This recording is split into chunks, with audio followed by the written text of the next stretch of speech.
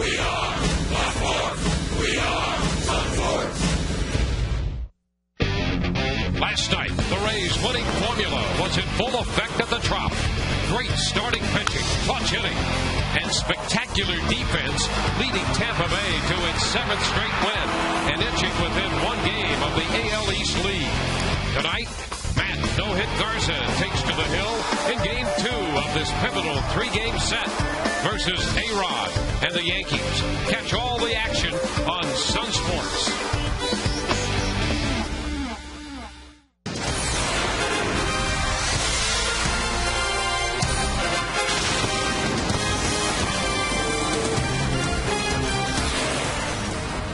It's another Saturday night at Tropicana Field, and from what we've seen on the homestand so far, there will be plenty of action. Game 2 of the 3-game series tonight as the Tampa Bay Rays play host to the New York Yankees. The two best teams in baseball square off again tonight, and on the heels of last night's victory, things have tightened up a bit. The Rays one full game back of New York in the daunted American League East. Hi again, everyone. With Kevin Kennedy, I'm Dwayne Stats. Todd Callis will join us throughout the evening. It is great to have you with us. Well, a 3-2 victory for the Rays last night, Kevin. The Rays have won all 5 games on the homestand. They've won 7 in a row. And the young man from Armwood High School over in Sefner has had a direct hand in 3 of those 5 victories for the Rays. We're talking about Matt Joyce. Right. The core of the lineup has really come together now, from Crawford to Liver, Longoria, and Pena in the 4th spot, and it's Matt Joyce sitting behind Carlos Pena. Has really done the job on this homestand. 4 for 16. But more than that, the 2 home runs, 9 runs driven in, the 688 slugging percentage. One was a grand slam in the no-hitter by Matt Garza. Another one was a double that won the game, the go-ahead run. And then, of course, last night, the 3-run home run was also a game winner. So 3 big hits, especially all game winners. And the Rays, of course, are undefeated on this homestand. Baseball and Rays history made here Monday night when Matt Garza took the mound against the Detroit Tigers. And the one thing he wanted to do before making this start against the Yankees tonight is get all of the no-hit stuff out of the way by Wednesday. He was doing a lot of appearances, there's no question about that. But he's got to go back out to tonight, and if he wins this game tonight and the Rays win, of course, they're tied for first place. But his last start, obviously electric. He just pounded the zone. He had 120 pitches in his no-hitter. He had 1 base runner, and then that was limited on double play. That was the closest being to hit right there, that line drive that Ben Zolis made a great catch on. There were a few good defensive plays, but you and I both talked about this at length many times now since the no-hitter, how much he was under control with his emotions and in complete command. He acted like he'd been there before, and hopefully he can repeat a similar performance tonight. And the pitching matchup, Matt Garza looks for his 12th win of the year in at 11-5. Javier Vasquez, the right-hander for New York, with 9 wins and 7 losses. His earned run average coming in is a little over 4.5. Well, the trading deadline has come and gone. Both these clubs are active to varying degrees. And when we return, we'll have more on that.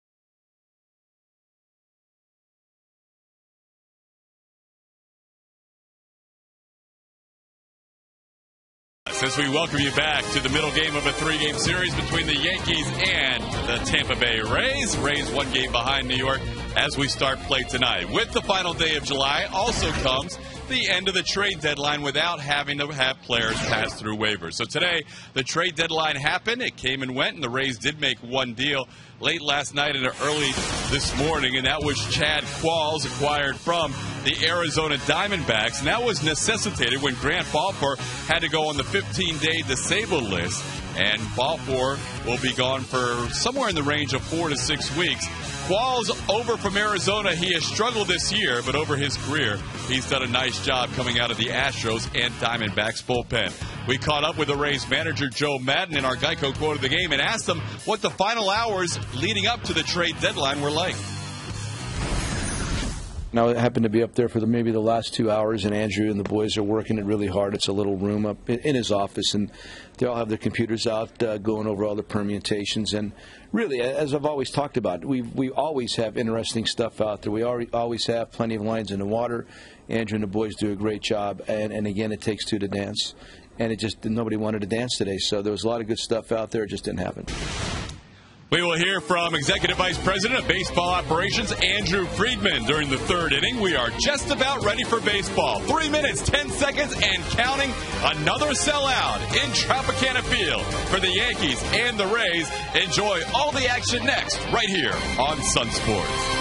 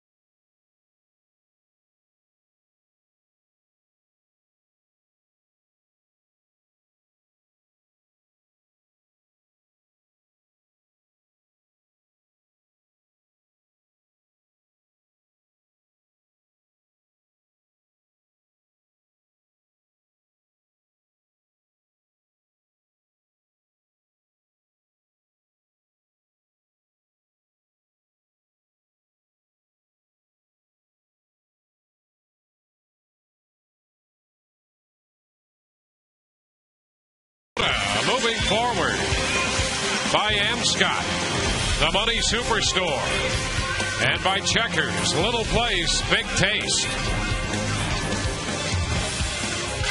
Welcome to Tropicana Field, the middle game of the three-game series as the Rays and the Yankees meet for the 10th time this year. The Rays have won 5 of the first 9 games played. Here is the starting lineup for the New York team. Derek Jeter leads off, followed by the new addition for New York. And at the number 2 spot of the DH, Lance Berkman. Mark Teixeira hits third. Alex Rodriguez in the cleanup spot. Robinson Cano having a great year in second. Nick Swisher down to 6th in the order. Curtis Granderson is in center. Francisco Cervelli will do the catching. And Brett Gardner in left field hits ninth. Matt Garza coming off his no-hitter last Monday night against the Detroit Tigers. Overall in 20 starts, he's got 2 complete games, 11-5 record, a 4.06 earned run average, 128 2/3 innings pitched, and overall a 2.45 batting average against. Defensively for the Rays tonight, it's Carl Crawford back out there in left field and B.J. Upton in center. Matt Joyce in right field. Around the infield left to right, Evan Longoria, Jason Bartlett, Sean Rodriguez at second, Carlos Pena, and Kelly Shopek behind the plate. Here there's Lance Berkman. Spent his entire career with the Houston Astros, coming out of Rice University, and has just today joined the New York Yankees. Yankees made 2 other moves as well, acquiring outfielder Austin Kearns from the Cleveland Indians, and Kerry Wood coming over from the Cleveland bullpen.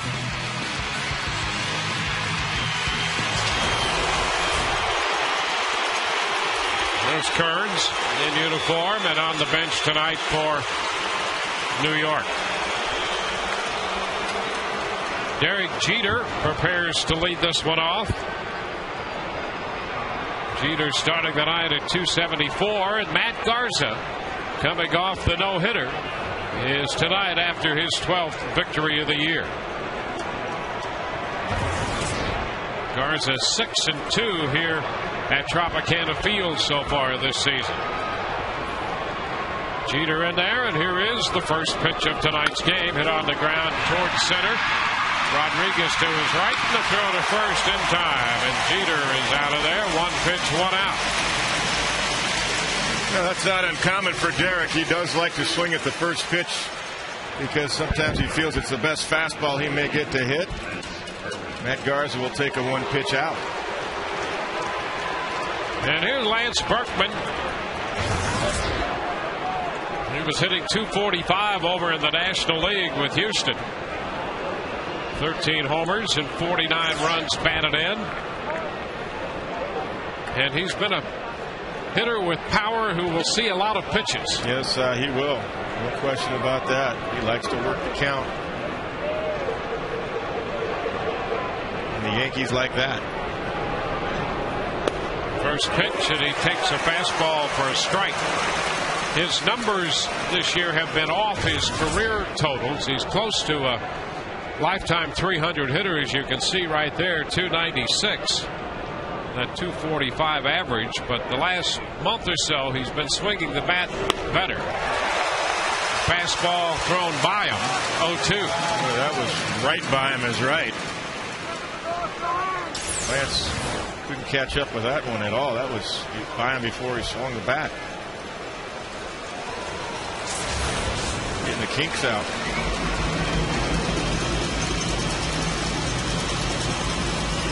And the 0-2 pops it up, a foul ball back. That's going to be out of play. Another fastball from Garza.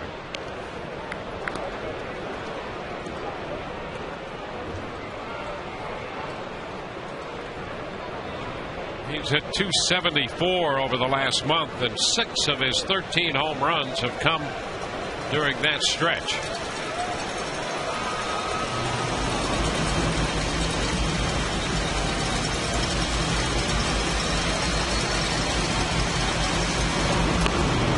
And he takes a pitch very close right there. 1-2. Well, that's a good call by Kelly Shopek. You see him setting up high, and that's exactly where Matt Garza threw it. He hit his spot, and Berkman didn't bite on it.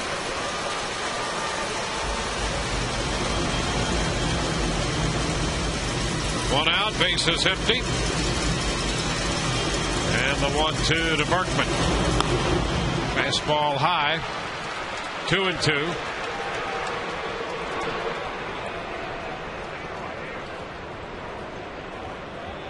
'21st start for Garza.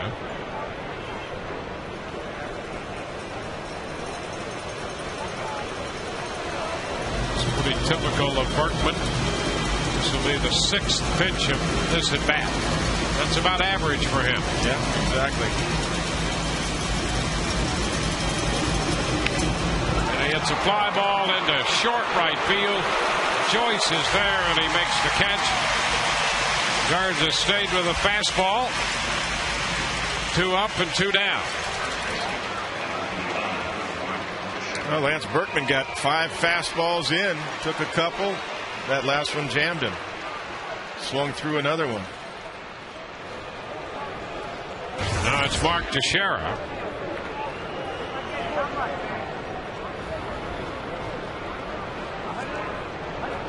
Teixeira at 258 on the year. And he takes a strike.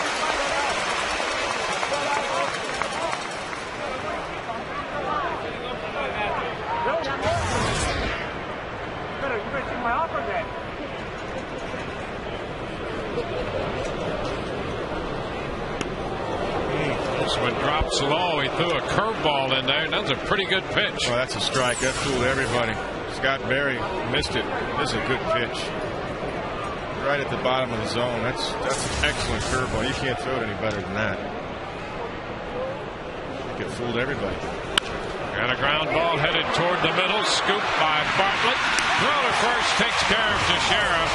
And it's a 1-2-3 first. We head into the Rays half of the inning, and we have no score.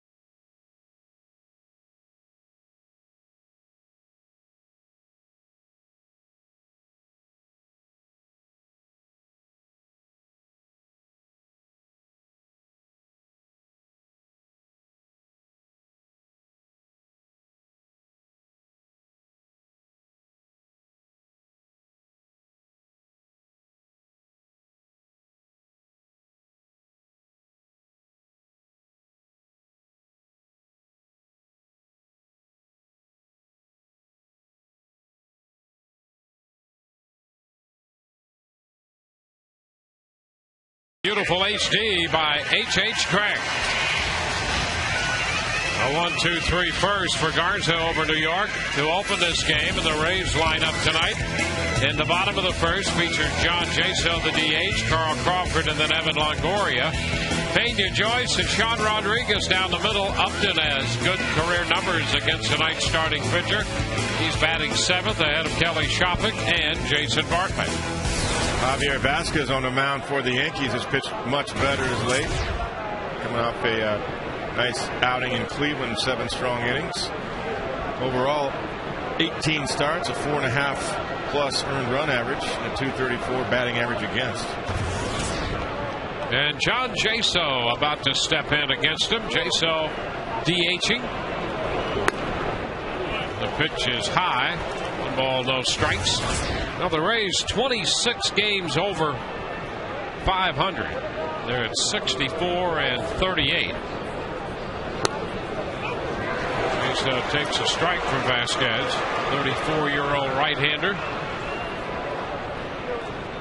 He's 5-5 lifetime against the Rays and 3-3 in 8 starts here at the Trop. There's a high fly ball down the right field line. It's going to be foul and out of play. That advances the count to 1-2. Now the catcher Francisco Cervelli sat right up under Jaso's hands, and I think he felt them. You can feel that as a hitter when you move early as a catcher, that you're coming in hard. And he turned on it. A foul back the other way. Off speed.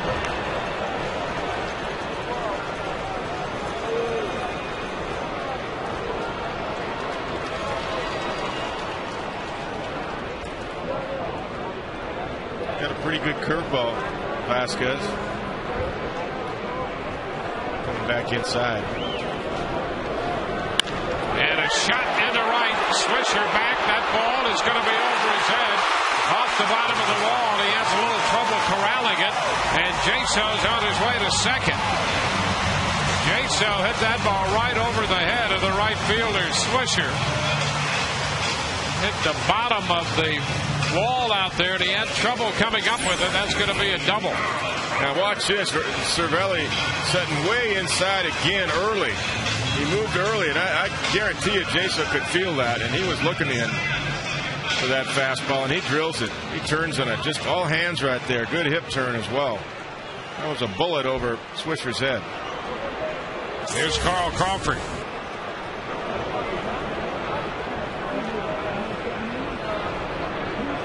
Crawford bunts right side, and that's a dandy. Cano has no play. A bunt base hit for Crawford. It's first and third. Crawford pushed the bunt by the pitcher, and that gave Cano no chance. I think Vasquez thought he was going toward third with the bunt. You watch Vasquez's reactions. He's breaking off the mound toward third base, and once he took one step that way, forget about it. Take a look. Watch Vasquez right here. Just a little hesitation, thinking I'm going to go toward third, and Carl ends up dropping it down and pulling it beautifully. Great execution right there. First and third for Evan Longoria.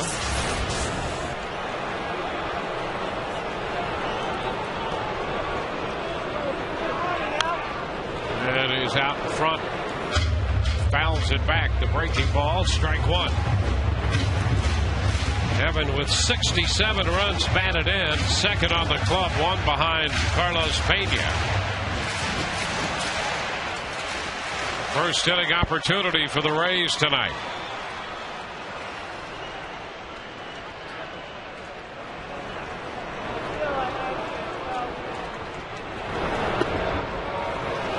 One and one. Short, quick stride by Vasquez, trying to speed it up to eliminate Carl Crawford stealing second on him.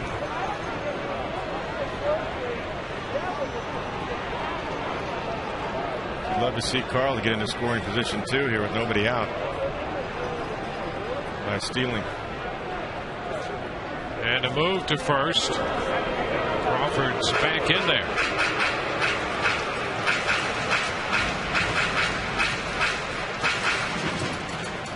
Could also open up a hole for Evan.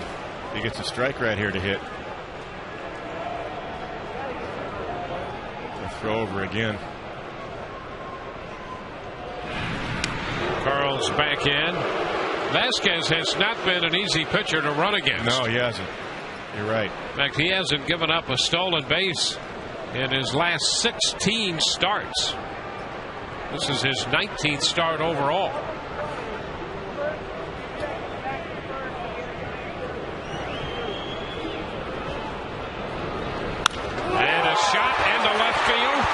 Gardner goes back. The tag at third. Jaso's on his way to the plate, and the Rays lead 1-0. Sacrifice fly to left off the bat of Longoria, and the Rays have the first run of the night. Good execution, because we always talk about let the first man drive that run in by making contact, no matter how you do it. You don't have to have a base hit. And Evan was trying to get the ball in the air, and he did. Good job. And now Carlos Pena will be up there. Pena and Longoria tied for the team lead in runs batted in. You can see the numbers for Carlos. He has swung the bat very well lately. Crawford sets up at first, and a step back by Vasquez. He'll pay even more attention to Crawford now. Yeah, you may even see a pitch out here early. The first two pitches, just to let Carl know, hey, we'll do that. We will pitch out. There he goes, and a pitch out, and the throw is not in time. Crawford in with a stolen base. Carl Crawford on the first pitch on a pitch out. Steals second base. That's number 400 for Crawford in his career.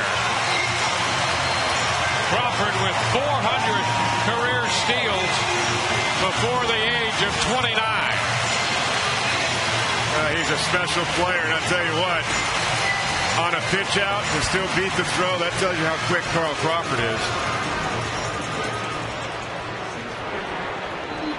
That was a good pitch out and a good throw by Cervelli, and he still beat it. So the Rays have Crawford in scoring possession, and Pena's out in front of the pitch. 1-1. Look at the steal. Yeah, not a surprise. Perfect pitch out. Nice release. And the tag's too late. People might say, well, why don't you throw it and put it right on the bag? Well, really, you don't want to put it on the bag. You want to put it, maybe around belt high to thigh high, because you don't want the infielder to have to go down to get the ball. So the throw is a little bit high, but still, that's not a bad throw. That gets 90% of the runners in the game, but not Carl Crawford. Hot shot foul up that right side. Look out. And the count now 1-2.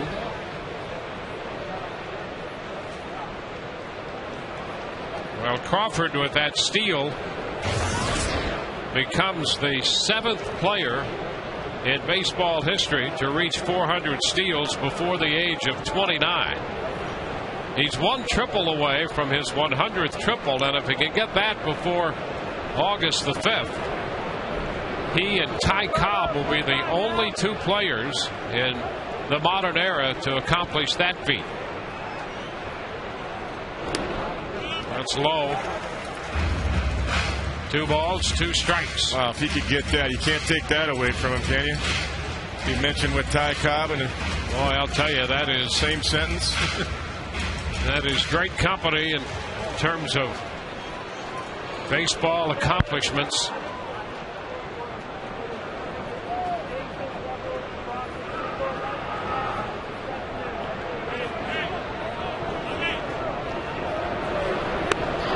And Pena swings and misses an off-speed pitch. He was out in front and is out on strikes. Yeah, that had good depth to it, too. Good arm speed by Javi Vasquez.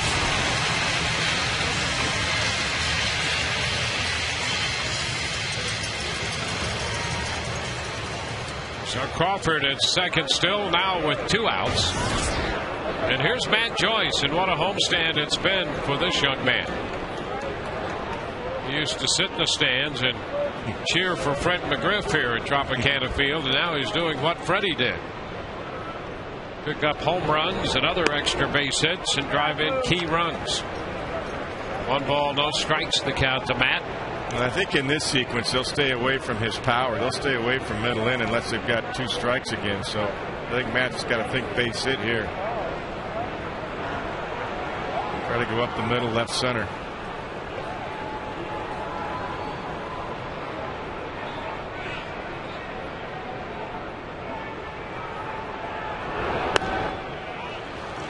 And he takes a strike. A curveball, 1-1.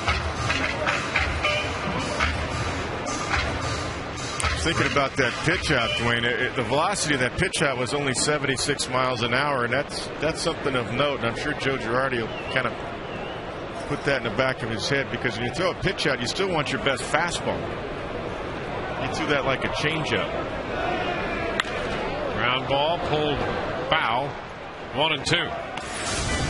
Defensively for the Yankees tonight, Brett Gardner in left and Curtis Granderson in center field. Nick Swisher out there in right. Around the infield, Alex Rodriguez, Derek Jeter, Robbie Cano, and Mark Teixeira. And as we mentioned, Francisco Cervelli behind the plate. And the reason I say about the velocity is because obviously the slower the pitch, another stride or 2 that Carl Crawford can get to second base.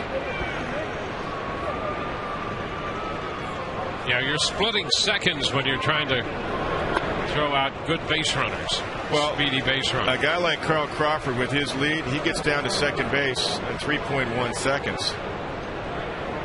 So if the pitcher's about a 1.3 from his first move to the catcher, and the catcher from glove to glove down to second is 1.8, you got to be very quick to throw 1.8. If you're around 2-0, most catchers try to get at least 2-0 or under. But ground ball right side, Cano with the pickup. Joyce is out. The Rays are finished, but they pick up a run. And at the end of an inning, it's 1-0 Tampa Bay.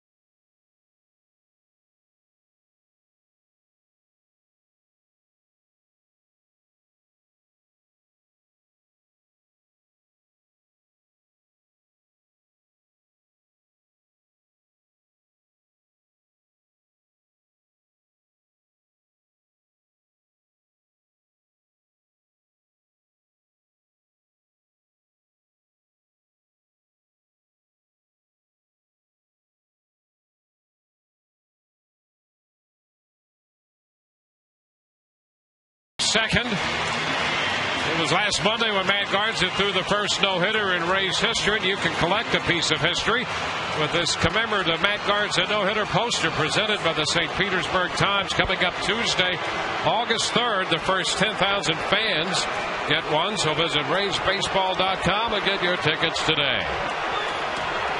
Alex Rodriguez, in his quest for home run number 600, will lead off the second inning for New York. Hitting .272 for the year with 16 home runs this season. And the pitch is inside. His most recent home run was on July the 22nd. So he's gone 30 at-bats since hitting that home run. Last night, he was 0 for 4. And a cut and a miss. Fastball.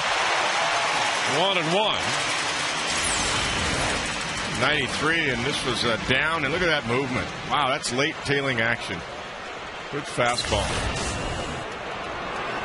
Rodriguez 7 of 15 lifetime against Garza with a home run. And Garza drops a curveball over for a strike, and he got the call that time. Scott Berry saw one in the first inning that was a good pitch. He missed it. But I think because he saw that one, this one is a strike. Yeah, I think that first curveball fooled everybody. It was so good.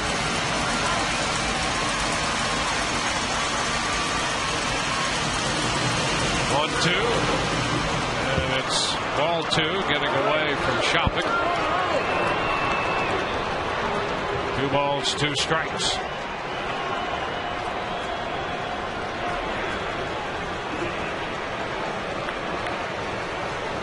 Nothing of the new Yankees looking on from the New York dugout.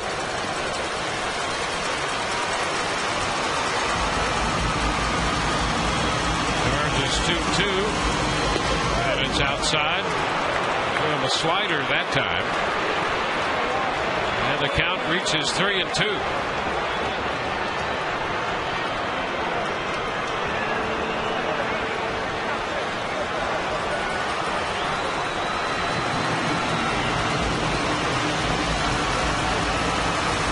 Rodriguez waiting. Garza's all set. And there's ball 4. He threw him a fastball inside. So Rodriguez walks his first time up.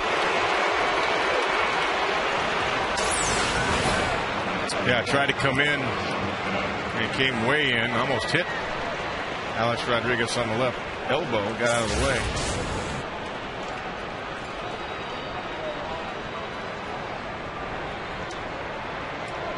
So the runner at first. Now it's Robinson Cano.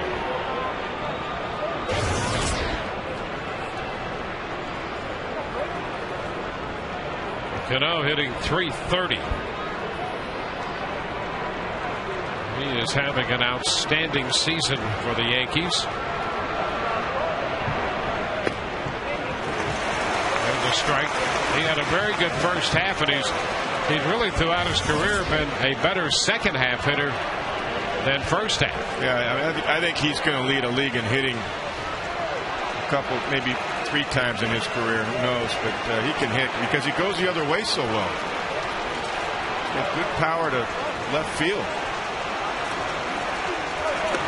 And the pitch is a ball as A-Rod bluffed to start off first, and Chapa came up ready to throw. Alex has only stolen a couple of bases, but you know, in his prime when he was younger, he was stealing 35, 40 bases. He'll pick his spots if you don't pay attention to him. There are the first half, second half splits.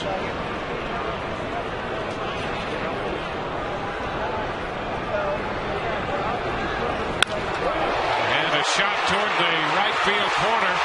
That's going to one-hop the wall. Rodriguez on his way to third. It's a double for Cano. And New York comes up with a threat with nobody out in the second inning. Cano pulled the fastball for a 2-base hit.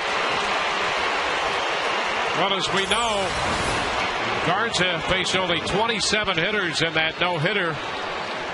He gave up a walk. And until the walk and the double here by Cano, Garza had retired 25 straight hitters before the Yankees put these two men on base. Yeah, and he tried to get inside with that fastball and left it out over the plate a little bit too much. Cano, of course, is an excellent fastball hitter. He had plenty of the plate on that one, and he smokes it to right field. And here is Nick Swisher. So a major threat for New York because Swisher, who's been so tough on Ray's pitching, that includes Garza. He's 5 out of 10 against Matt with a couple home runs. The pitch is high. There's the home run he hit last night off Wade Davis. Yeah, that ball was about belled high and out over the plate as well. First ball swinging in the first inning.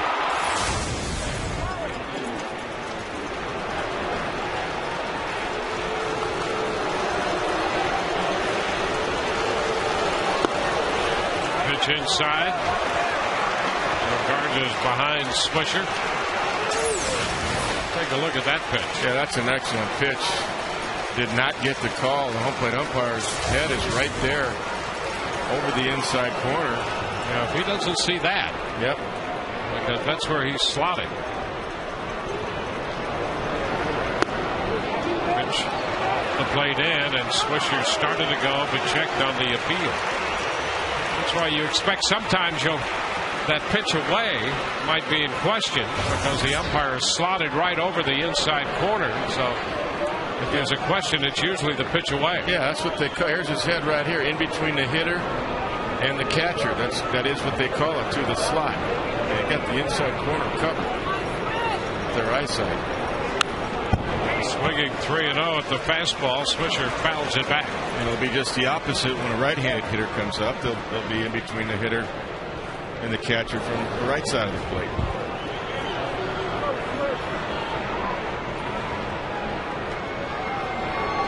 That's why you always feel as a catcher you get a few more inches off the outside corner.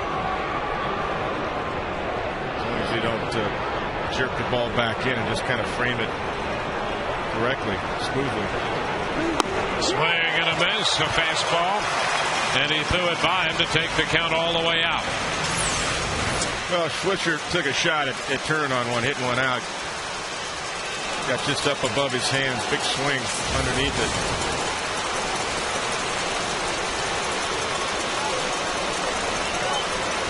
Curtis Granderson is on deck.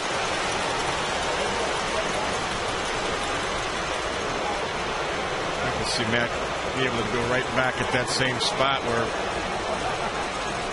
it's too close to take if Swisher has to swing at it. Either go for the pop out or strikeout.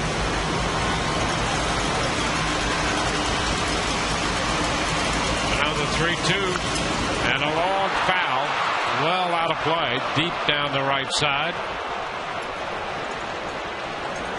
So Swisher looking for the fastball and around early on it. Yeah, and he had a pretty good idea they were going to try to go up again. He was able to get on top of it enough to stay alive.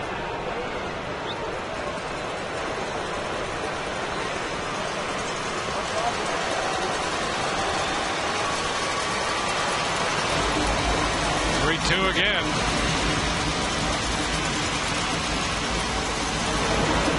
And strike three call. Boy, a 3-2 curveball and a dandy from Garza to get Swisher looking.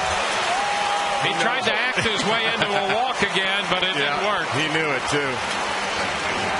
And I was thinking, boy, if he could drop that curveball on him, there's no way you get a swing out of Swisher. That's exactly what Matt did. You know, and he threw it high enough, too, where the umpire, there was no question that it was a strike.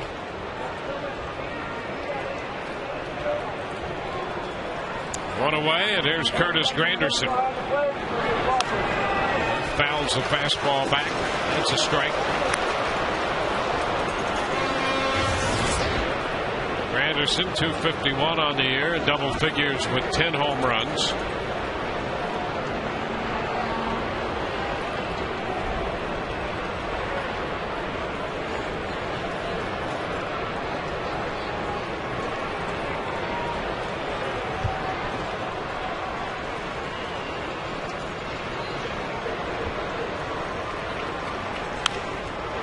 Foul the other way, out of play. Another fastball, and it's 0-2. Might as well go for another strikeout now. Get the count in your favor. Browns ahead a 10-pitch first inning, a 1-2-3 frame. Trying to pitch out of trouble in the second. The 0-2 breaking ball. Not going to go for the strike. Scott Berry would not give him the call. Here's the look. A good overhand backdoor curveball. There's nothing wrong with that, though. Missed by a little bit. Nice try. A 1-2 count.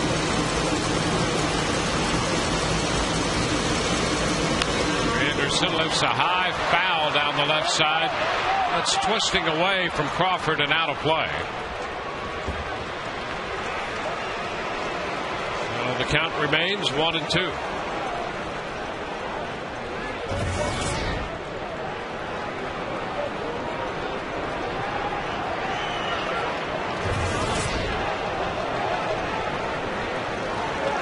Might want to go back up and see if he can get a strikeout. After a couple of curveballs away and a fastball away.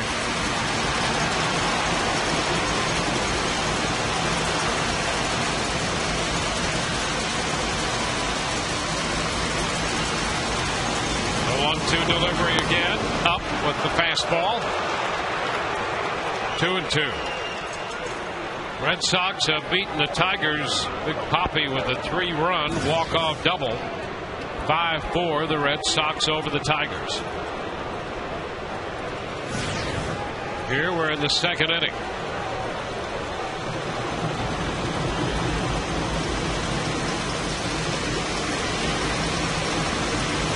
He tries the breaking ball, blocked by Shopik.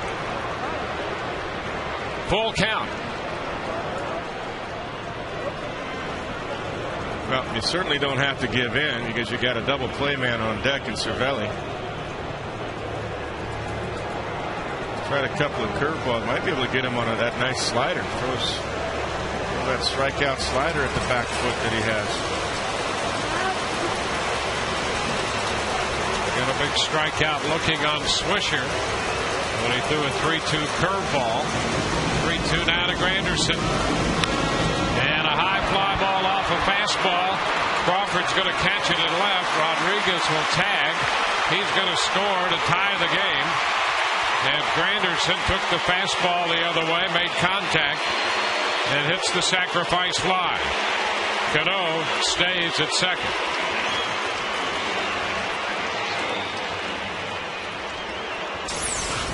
Well, he got a hittable pitch. They stayed away from him, and that's just a good contact swing from Curtis Granderson. And Carl Crawford knows there's no chance. He just gets it back into third base. Now the catcher, Francisco Cervelli.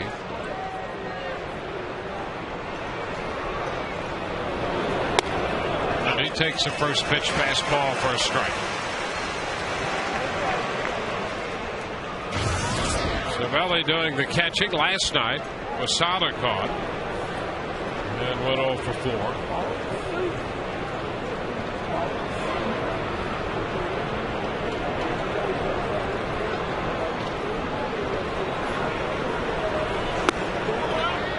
Away. Fastball on the other side of the plate, but off the plate.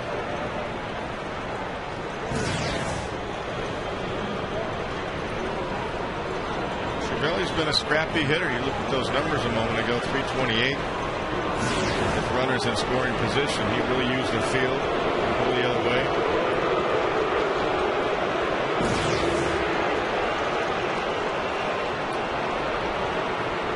Shopik may have noticed something too, that perhaps Robbie Cano is relaying either location or signs, and they may have switched the signs up. That's why Jason Bartlett got involved, so he knows what's coming as well. That's the guy that can, you don't even have to have the pitch, but there's different ways to relay location by the way you come off the bag at second. That's a strike. Fastball around the knees. 1 and 2. And if anybody would want that, a catcher would want that. He would know. He would like. See, you're setting up early there. Righty to righty. If you're setting up inside early, it's a fastball. There's no other pitch it's going to be.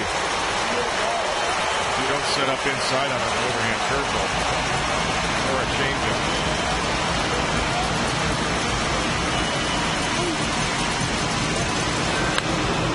Fly ball back into center field. Upton is there, though, and makes the catch. Cervelli hits the fastball to center. The Yankees score 1. We're tied 1-1.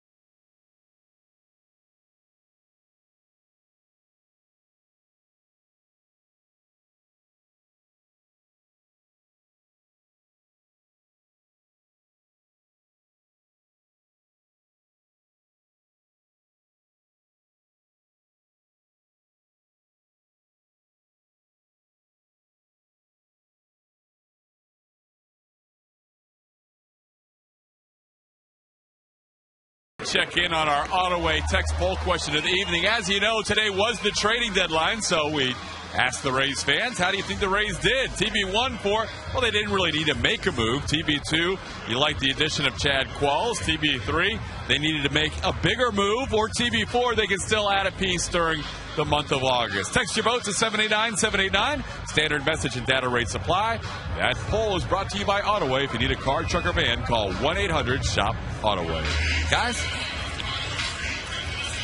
There's Chad Qualls, the newest addition to the Rays bullpen. The Rays today putting Grant Balfour on the disabled list. And Qualls comes over from the Arizona Diamondbacks. The Rays actually had interest in him before the injury to Balfour. There's a strike to Sean Rodriguez. And we saw Qualls during the interleague part of the schedule when the Diamondbacks played here. Rodriguez hits a fly ball into right, but Swisher back to the track has room and makes the catch. One away. Qualls potentially a significant addition to the Rays bullpen. He had some very good years in Houston and is a little less than a year removed from surgery on his knee when he dislocated the kneecap and had surgery last September. But when he was in that Houston bullpen along with Wheeler and Lidge, that was a very solid threesome in their bullpen. And Qualls, along with Wheeler, both were very good at getting left-handed hitters out. If you look at Qualls' numbers in those years, he was very effective in that regard. Well, he's got that good sinker when he's 100% and right. And he talked about that with Todd on the pregame show. You know, and this is when you can get a guy like Chad Qualls, when the D-backs are in the cellar and they're moving players, moving veteran guys, and the guy hasn't had a great year. But we saw him in interleague play, and we both talked about the landing leg, the left leg. It looked like he was still at that time, now that was a while back, favoring it a little bit. And hearing him this afternoon, he echoed that. Yeah. And knew that as a result of that, it's not uncommon for a player to have a physical issue and then come back and develop some bad habits in their mechanics as a result of that. He acknowledged that, trying to work that out and get back to where he was. And a healthy Chad Qualls is a significant addition to the bullpen. Well, look at his numbers last year. It's fouled back, and so the count is still 2-2 here to B.J. Upton. Yeah, they were very good, particularly when you look at innings pitched and strikeouts and walks. He was in 08 for Arizona in 77 games, 71 strikeouts and only 18 walks and a little over 73 innings. Yeah, that was a fabulous year. And then even last year, in 52 innings, he walked only 7 and struck out 45. Excellent. In 51 games. And then had that season cut short because of the injury. Still 2-2 to Upton. So he's a guy who has a history of consistent success. And he's been in some postseason situations as well. Well, that doesn't hurt either. I'm sure that's what Andrew Friedman was thinking about as well. Roller to third. Rodriguez up with it. The throw to first. And so Upton is out number 2. In fact, if you look at his numbers, and he's 31 years old, he'll be 32 next month. But the first 6 years of his career and then this season, as he's tried to come back from that injury, that gives you an idea of the consistency of his success. And the 20 at the bottom right there, the 21 postseason innings we just touched on. Yeah, you go by the track record. You got to discount this year because he's coming off a serious knee injury. And he's feeling better now, getting better and better. It hasn't been a year yet. Ellie Shopik misses that first pitch.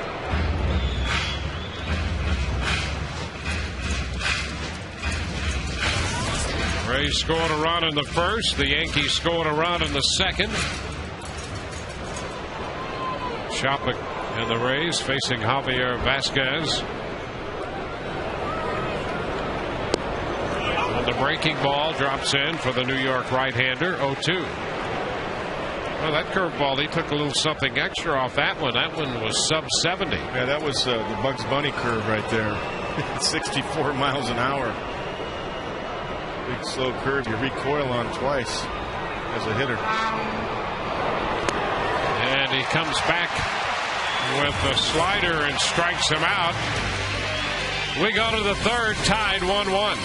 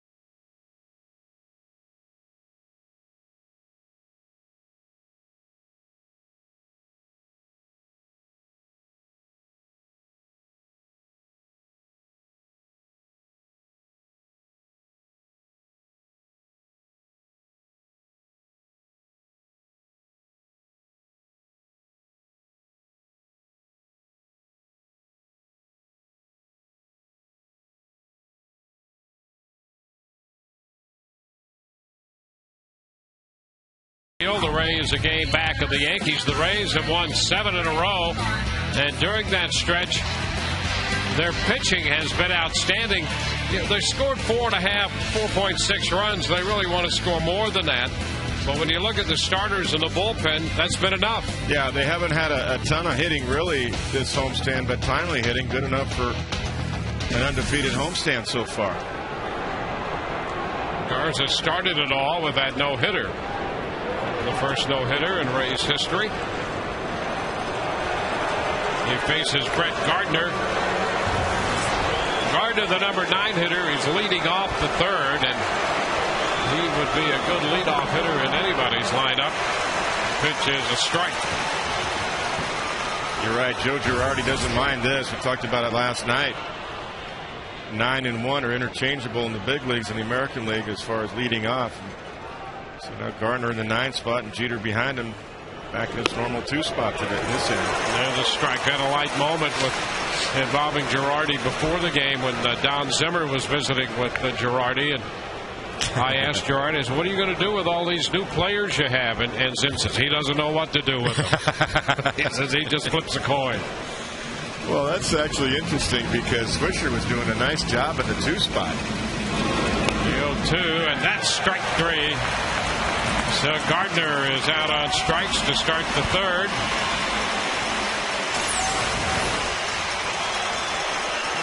Yeah, just went fastball down and away, little tailing action. A little surprised Gardner even took a check swing at that. Yeah.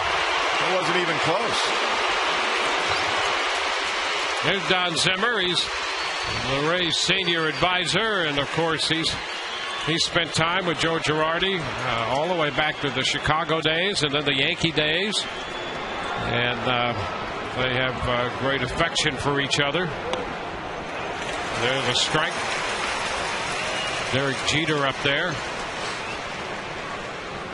Well, Zim's the one that really got Joe Girardi to New York when Jorge Posada was just first coming up and kind of mentored Jorge Posada. Joe Girardi did. As the veteran. Pitch is inside 1-1.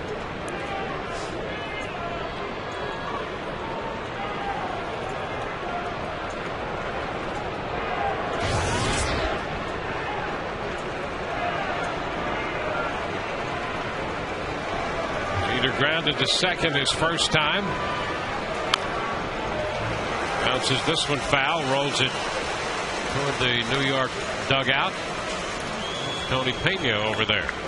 In Joe Girardi's thinking, because Berkman is swinging so much better from the left side this year, he's hitting under 200 from the right side. He wanted Berkman in the 2 spot because he felt that with Cano hitting 5th and Granderson hitting 7th, if Joe Madden brings in Randy Choate and Berkman happen to be hitting 6th. It's foul ball, still 1-2. That technically, or any lefty for that matter, could face 3 hitters in a row there because they would turn Berkman around. And Joe Girardi didn't want that, so that's why he has Swisher tonight down in the 6th spot. But I'm sure he still had to think long and hard to move Swisher out of there, because he's been so good to set up their offense out of the number 2 spot. Well, that's my thinking too. Oh, he just missed right there with a fastball, and it's 2-2. Jeter will always make this look worse than what it is. We've seen him back away from inside pitches his whole career, but it was plenty inside, not as close as Derek made it look. But hey, any help to the umpire, Derek will give it to him. He'll figure out a way to beat you, that's for sure. He sure will. The 2-2. Bounce this one away. You know, there's certain guys who you just feel that way about, and Jeter's one of them. I always felt that way about Greg Maddux. You know, he's a guy who will figure out a way to beat you. Isn't that the truth? Even if it's with his gloves. Yeah. Defensively as a pitcher. See that last pitch, you know, Jeter's protecting. That probably was a ball. He just had a little half swing to foul it off. He doesn't want to be called out for a third right there.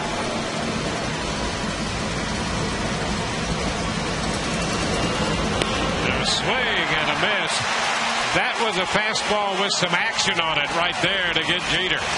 Yeah, Matt's got some movement. He's had some movement down and into righties and away from lefties. This one, he actually missed location. He was trying to go in, and he painted away. And it was a strike. If Jeter hadn't swung, it would have been a strike. Called. 2 strikeouts in the inning, 3 in the game for Garza. Here's Lance Berkman.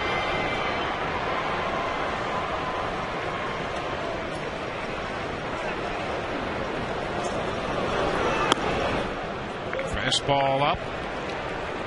Garza worked the veteran Berkman with fastballs his first time.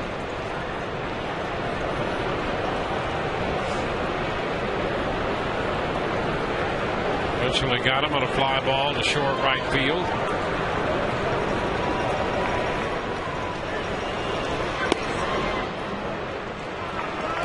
Two and 0.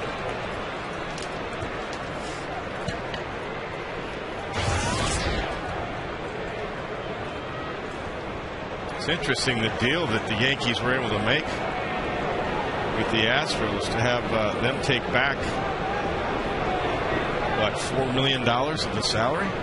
Yeah, you know, he has and the buyout 14 and a half, I think, and then a $2 million buyout. Well, what I was told today is they did the buyout, and so Berkman would be a free agent. Houston took the buyout. And a pop-up, third base side. Longoria takes care of that to retire the side. 1, 2, 3. Bottom of the third coming. We're tied 1-1.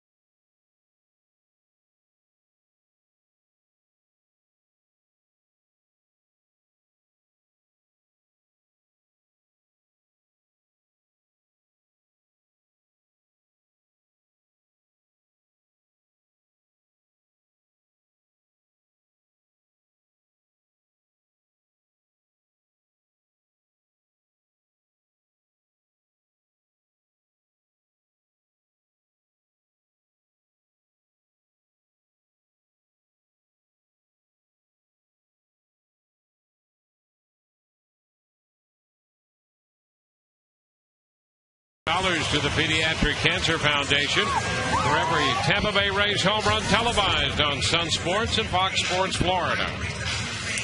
Bottom of inning 3 coming. The Rays and the Yankees have a 1-1 tie. Jason Bartlett leads it off, then John Jaso and Carl Crawford. So the 9-1 and 2 hitters due up here against Javier Vasquez. Rays scored their run in the first. The Yankees got one in the second. And here's Bartlett hitting .240 for the year. And that first pitch is on the outside corner. A strike is called. Bartlett a .273 lifetime average. Over 33 at-bats against the New York right-hander. Pops it up on the right side, and Teixeira into foul territory and makes the catch.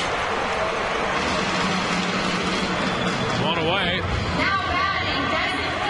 And we'll go back to the top of the order now. John Jaso.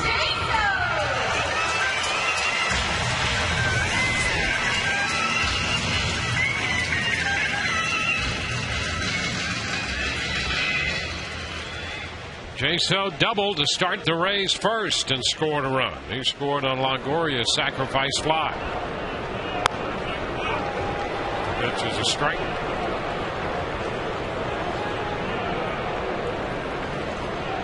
Vasquez coming off a 3-2 win his last time out against Cleveland. The Yankees opened their road trip and took 3 out of 4 from the Indians in Cleveland. The Rays beat him 3-2 last night. Well, upstairs 2-1. The Yankees went out and did what Brian Cashman pretty much said he was going to do. Once they lost Cliff Lee, he said last week that was their target. They were not going to go after Roy Oswalt. They were going to go after bullpen help and bench help. And that's exactly what he was able to do. 2 balls, 2 strikes.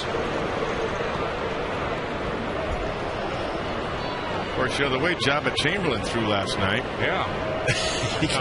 he could get right back into that 8th inning role. This one's headed toward the left field line, and so is Gardner, who dives and can't come up with it. Back into the corner. Jaso hitting second. He'll round the bag and head for third, and is in there standing up. John Jaso with his second triple of the year into the left field corner this time. Well, last at bat, the Yankees tried to come in twice on John, and he was ready for it. He drilled a triple to right. This time they went off speed and change-ups and 2-seamers away, and he got a pitch up. Nice short compact swing, good use of the hands, and once it got by Gardner, John's got it to play right in front of him. Quick peek over at Tom Foley, but he knows once it gets by Gardner, he's got to get to third base, and he makes it easily. So now the Rays have the potential go-ahead run at third with 1 out in the third. And the Yankees draw the infield tight with Carl Crawford at the plate. Carl bunted his way on the first time up.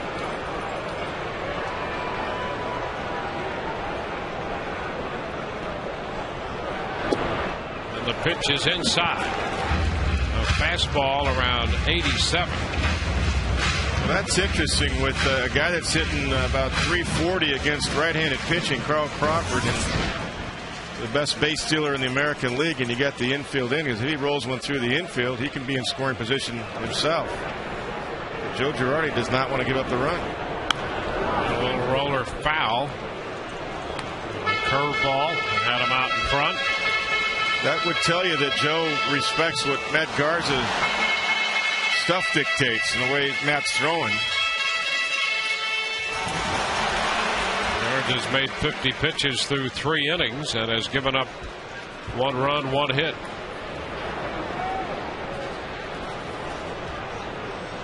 A 1-1 count to Crawford. That's a bit inside. 2 balls and a strike.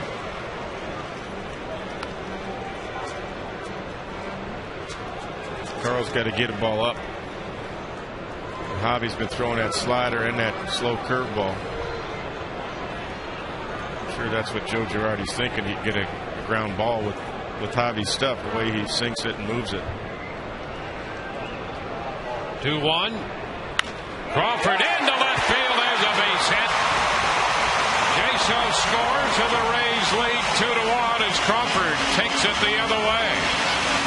Driving in his 56th run. Crawford came into the game hitting .382 with runners in scoring position, and he comes through again. Yeah, this is a two-seamer away, and Carl goes down and gets it with the back leg. Nice use of going down and getting it right there, and gets his hands through it. And let's see, if Jeter's back, would he have had this?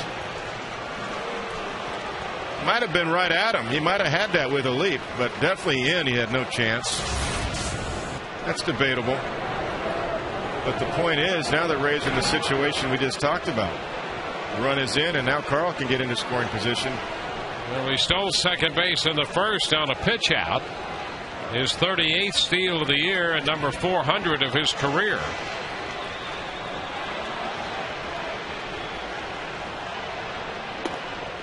The pitch is a strike on the outer edge. 0-1 to Longoria. Back to that pitch out count now. 0-1.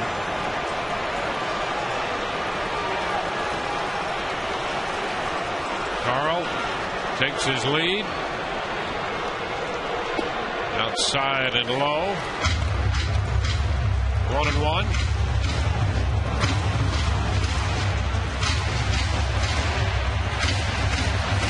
A run in the first for the Rays, another run in the third.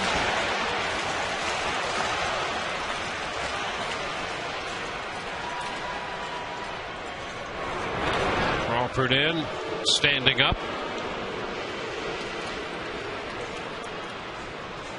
Juan Pierre with 39 steals, and Carl Crawford next with 38. Brett Gardner out there has 30. He's tied for fourth. Carl again back in.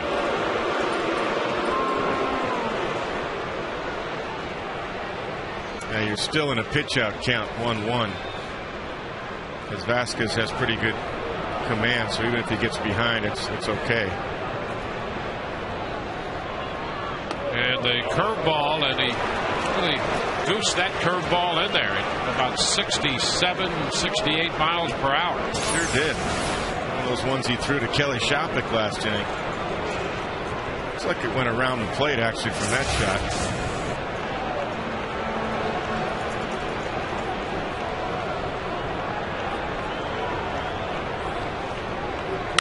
Ground ball to third. Rodriguez to Cano 1. First base 2. 5-4-3 on the double play to retire the side, but the Rays get a run and take the lead through 3, 2-1 Tampa Bay.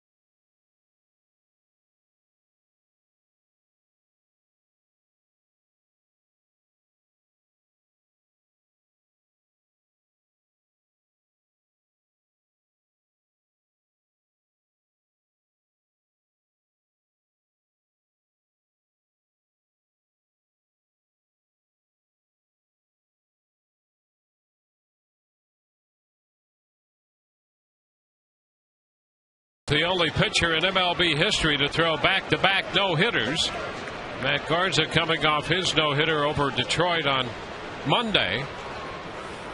And one pitcher to throw back-to-back no-hitters in the big leagues. Mark Teixeira will open the fourth inning. Garza gave up a double to Cano in the second. And the first pitch is a fastball, fouled straight back, strike one. Teixeira hitting against the shift again here in the fourth. He grounded out to the left side in the first with Longoria the only man over there. Evan actually threw him out from what is normally the shortstop spot. This one pulled up the right side, and that's a foul ball, taking the count to 0-2. Yeah, pretty good curveball, and Teixeira just kind of raked it to right field and looked off the bat like he might have a double. Take that break. So it's an 0-2 count.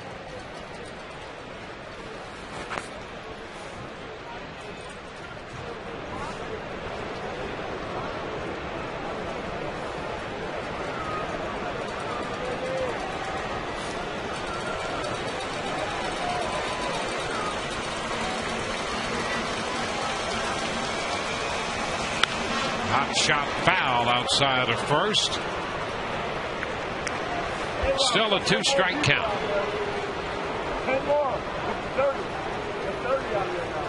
Matt Garza 1-3 lifetime against New York. Last time he faced him was last September up in New York in a no decision. Foul back. Still an 0-2 count.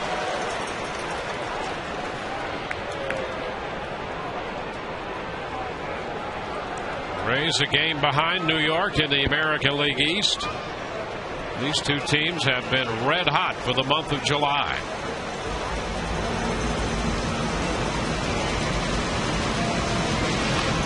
And a wave and a foul ball. Just a little piece of it. Deflection. That was a good pitch, too. Really shopping coming out of the chute there, hoping to get a little tapper in front of the plate. He's had some pretty good movement, late movement going away. That was off the outside corner. You can see it was a ball, but, you know, again, protection. That's smart hitting right there by Teixeira. And a shot lined into the seats up the right side. Foul.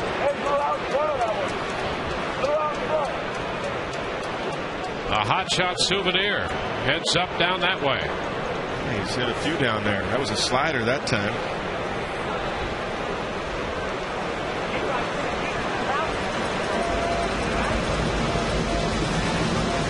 Again, the 0-2 pitch.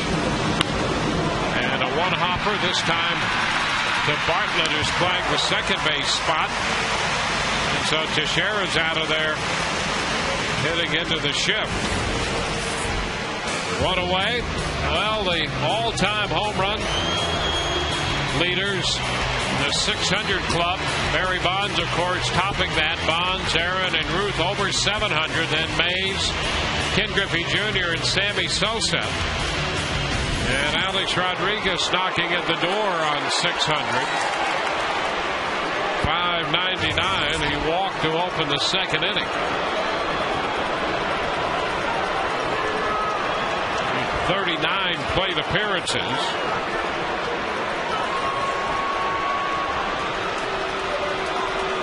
And 30 official at bats. And the pitch is a strike, a fastball. That had Alex jumping back right there. Early.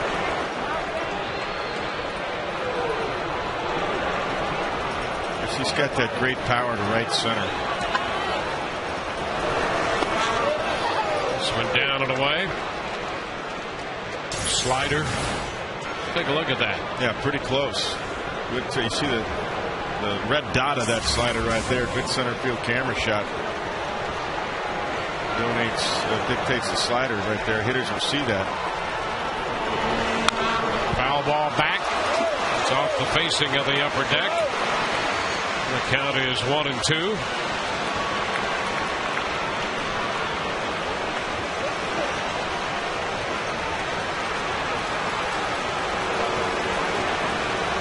Rodriguez struck out, flied out, and fouled out twice last night. Walked and scored tonight. Now the 1-2. And it's down and away. A hard slider. 2-2.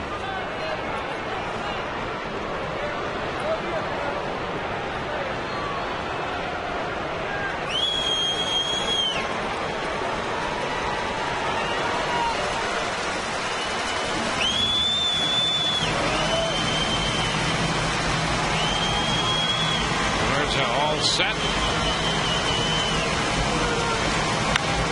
a high fly ball up the right side, foul, and out of play. So we'll have another 2-2 pitch coming.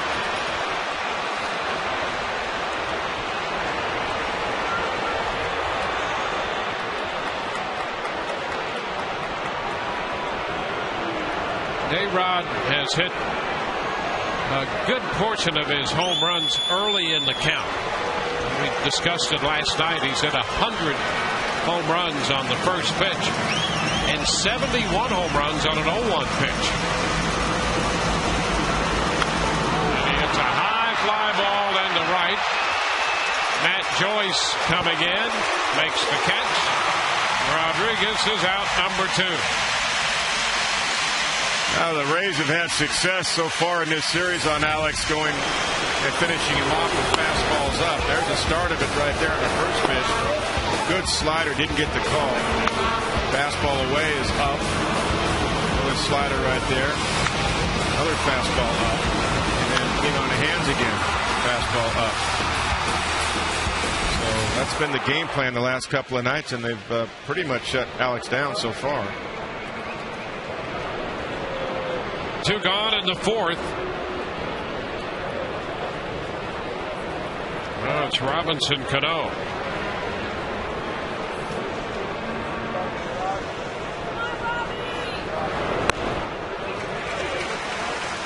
One strike. Cano doubles in the right his first time. That's how he started Robbie out in his first at bat, with a fastball on the outside corner, and then he tried to come in, and Robinson turned on it for another one of his doubles.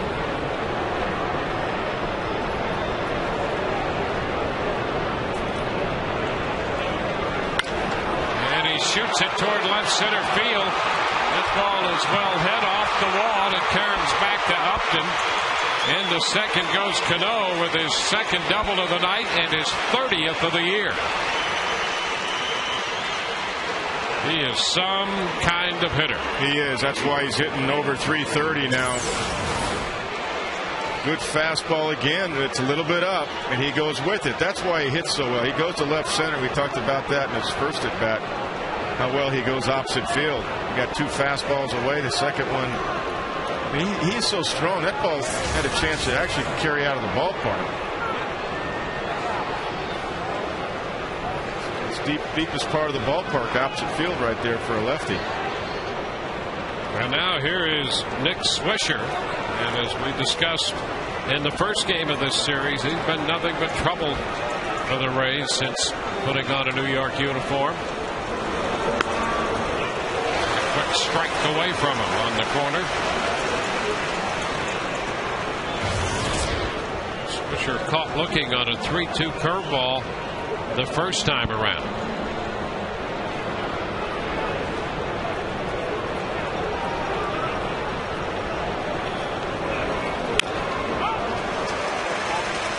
Two.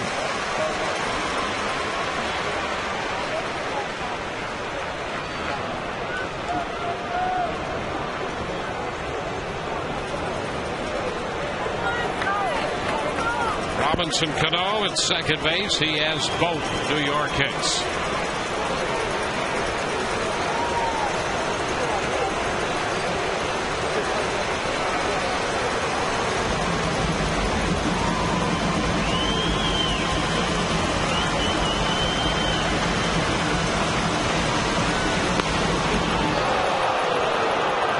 Two strikes. Matt has confidence, doesn't he? That fastball. Yes, he does. And that's something that Shopik has attempted to develop in him. I mean, Garza likes the fastball anyway, but Shopik continues to tell these Rays hitters or Rays pitchers with that high velocity fastball to use it.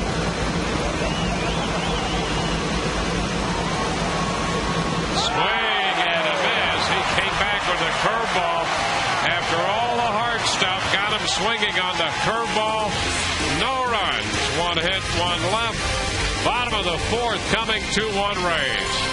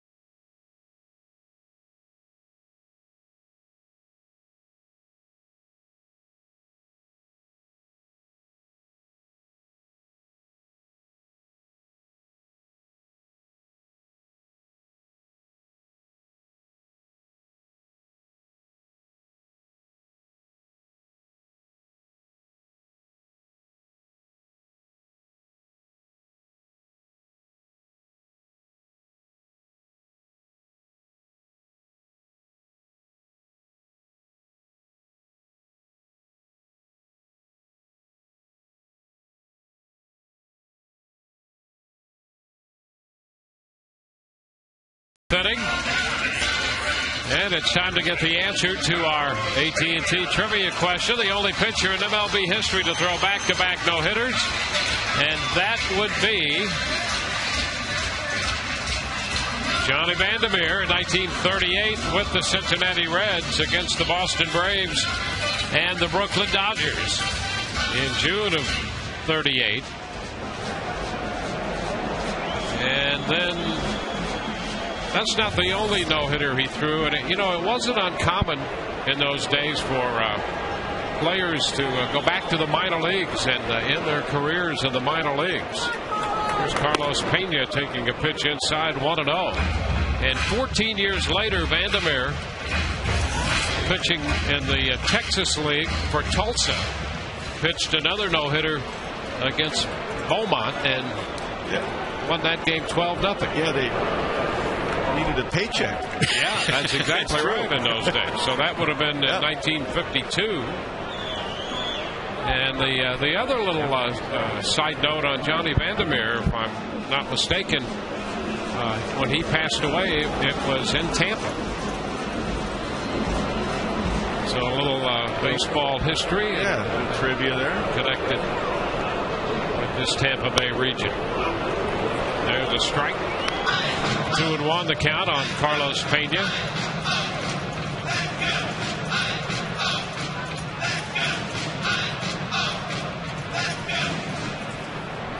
Matt Joyce next, and then Sean Rodriguez.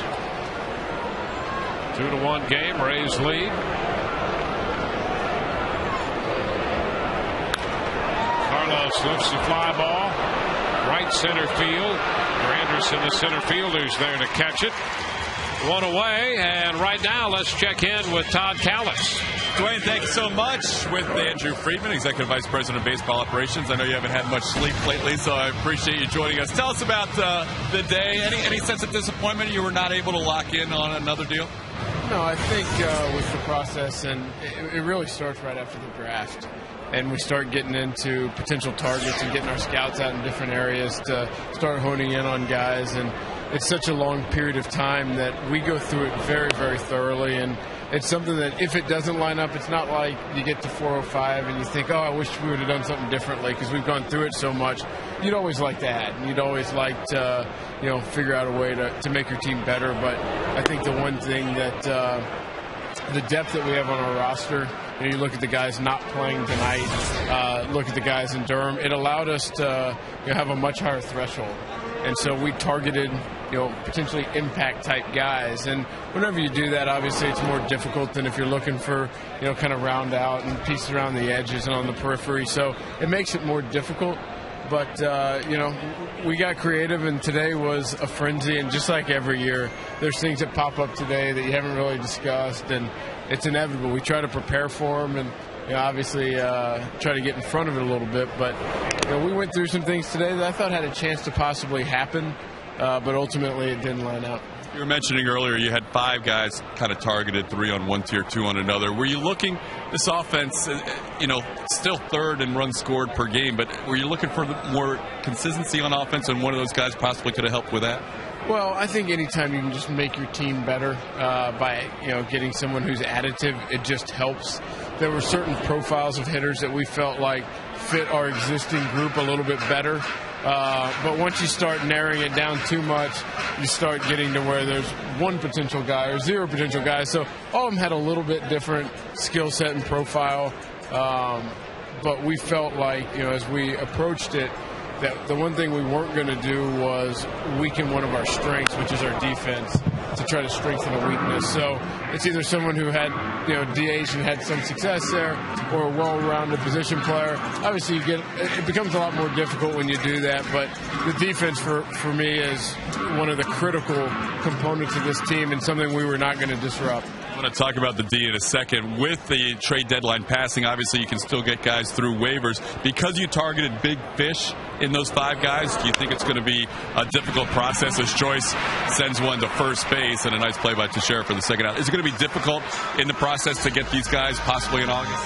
I do think so, and obviously I'm not complaining, but having the second best record makes it even more difficult with where we are in the claiming position. But what we've done in years past is really focus on high impact type guys in July, and you try to continue to do that in August. It's just a lot more difficult, but then start to focus on kind of some periphery pieces, and we've done that in 08 and 09. I don't necessarily anticipate. It's not far from us right here. That would have been nice if you could have done the interview and catch a foul ball. Would have been well timed. Ice beam comes. But you don't anticipate in August. I don't think we're going to have the same need that we did in 08 and 09 to kind of play on the periphery, but we might, and it's something we'll definitely monitor, spend just as much time going through as we have in years past. I think the impact type guy is unlikely. We'll be prepared in the event it happens, but I wouldn't bet on it. Going back to what you said earlier, that periphery type guy could already be at AAA Durham. Correct. Now, defensively, it's 1-1 to Sean Rod here with 2 outs. Is this team exceeded? I know you built this team on pitching and defense. Has this team exceeded what you thought could be a solid defensive team with the improvement of Reed Brignac at second and Ben Zobrist's adaptation to the outfield? Well, we felt like, with Reed being an above-average shortstop, we felt like once he got into it a little bit more and talking to Foe over the offseason, he felt confident also that, it was just a matter of repetition and really getting him out there more. We felt last year like Zoe was as good as he is this year. I don't necessarily think that Zobrist is much better in that last year he was really, really good anywhere you put him, and I think that's the case this year as well. This offseason, as we went through it, we felt like defense would be a strength for us, no question, just as it was in 08. But I think even what it's done is, surpass that in that it seems like these guys are challenging each other on a nightly basis to one-up the other. And, we were talking about it off air. You talk about teams that make some mistakes and you give another team 28, 29, 30 outs. We give other teams 24 outs. That helps our pitching staff immensely, rests our bullpen more. I mean, the trickle-down effect is immense and something that we feel like puts our guys in a position to score runs late to win games. Andrew, we really appreciate the time. We know how busy you've been working the phones. This may be the longest stretch you've gone without making a phone call. We thank you for the time. Thanks, guys. I appreciate it. All right, Andrew Freeman, guys. It's been a busy day. They certainly were working the phones throughout the trade deadline right up until 4 o'clock today. Back to you. Yeah, and after all that trade talk and that discussion with Todd, I'm sure Andrew is very tired right now. There's a little ground ball out to second. Cano with the pickup and the flip to first. 1, 2, 3. Go the Rays, and we head into the 5th. It's 2-1 Rays.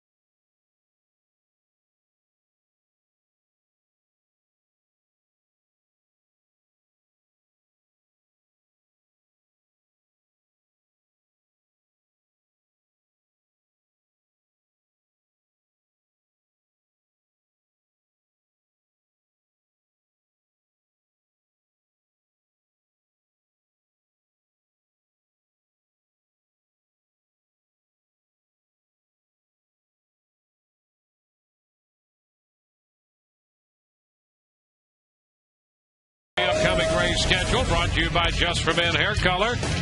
Middle game of the series with New York. The Yankees in again tomorrow afternoon, and then the Minnesota Twins are in for 4 before the Rays go to Toronto and Detroit. And as we look forward to the upcoming Rays schedule, you can live forward with Just for Men Hair Color.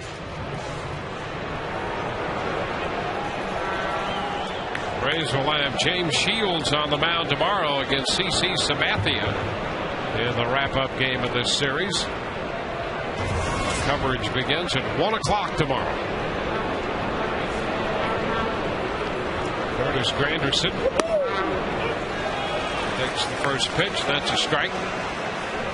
Granderson, Cervelli, and Gardner due up in the 5th inning.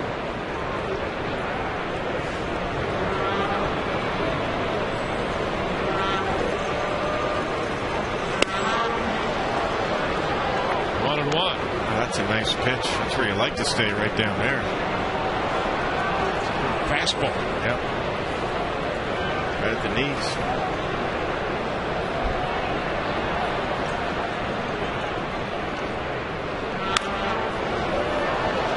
Take the count to a ball, 2 strikes. 4 strikeouts tonight for Garza. Giving up 1 walk. That was the leadoff walk to Alex Rodriguez in the 2nd, and he later scored.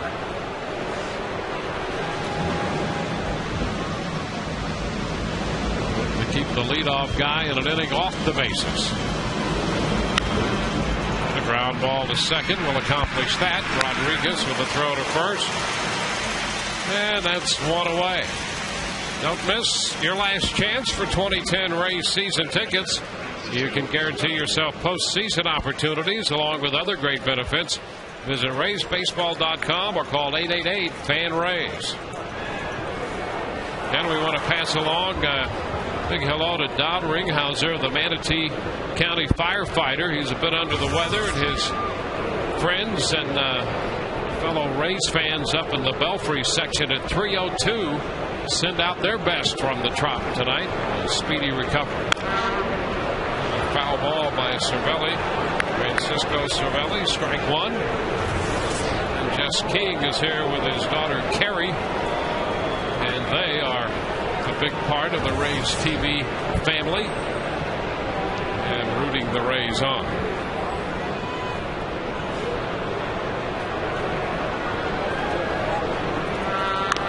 On attempt, and that's a foul ball in behind the plate umpire Scott Berry. Element of surprise right there, but not good to do that when you're already down with 1 strike. So now you put yourself down with 0-2.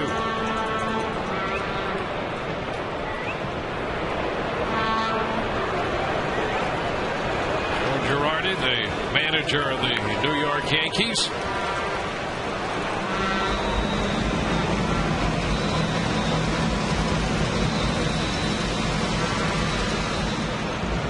Down. Girardi's still the 2nd youngest manager in the major leagues behind Cleveland's Danny Acta. It's his 3rd season as the skipper of the Yankees. Joe Girardi. Yeah, he got a championship in his 2nd year. Wearing number 27. This year's 28, right? His number? Yep.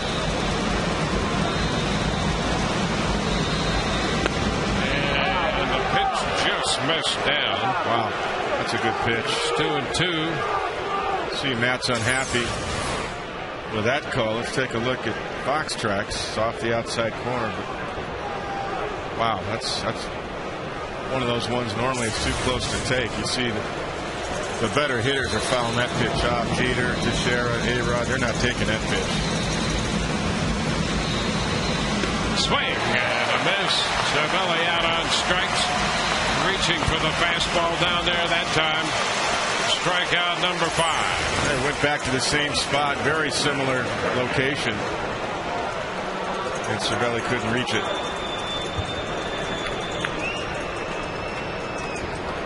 Two outs in the 5th.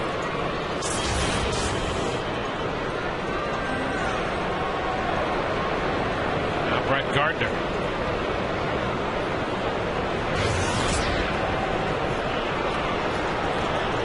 Partner out on strikes his first time. Shortens on the bat, and that's a strike. The first pitch fastball.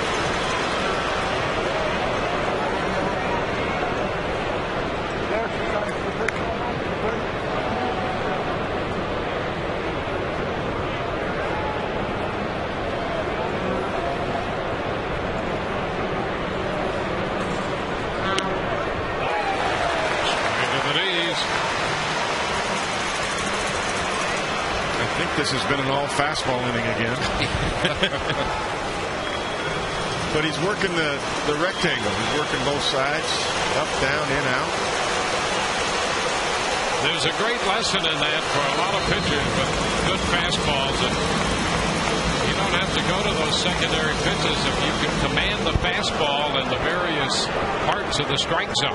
Well, it's still the best pitch in baseball. You have command of that. And boy, he has picked some really good spots when he's thrown his curveball, especially on Nick Swisher twice for strikeouts. Once looking, once swinging.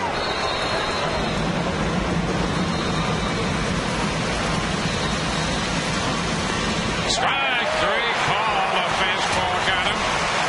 Back-to-back strikeouts to end the top half of the fifth. 1, 2, 3, go the Yankees. Home half of the inning coming. 2-1 Rays.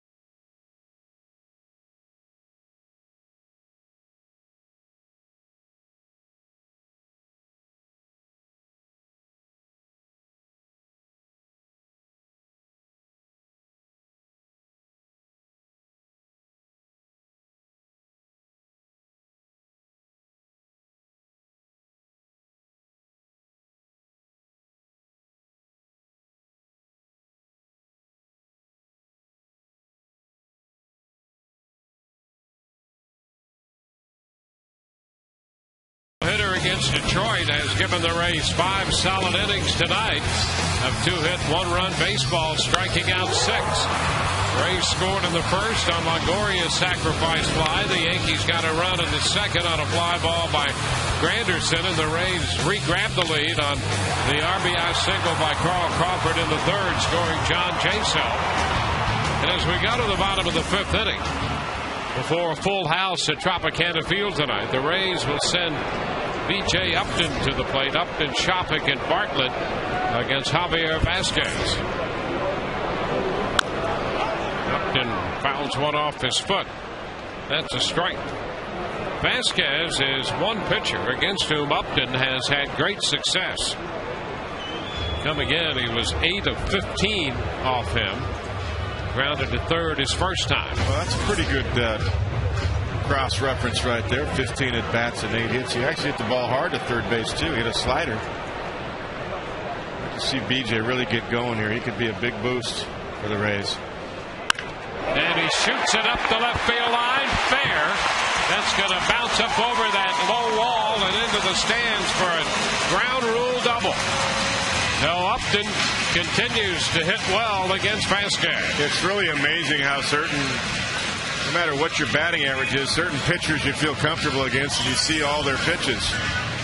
Here's your checkers double of the game. This is a two-seamer that ran back inside. And BJ was able to get the head out in front and big finish right there and shoot a double down the line. Your checkers double of the game.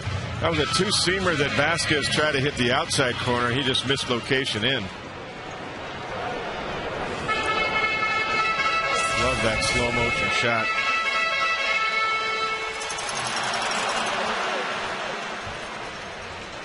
Well, so speed at second for Shopik. I was going to say the Yankees are expecting bunt from Shopik, and I got to believe I might think about it too here if I'm Joe Madden.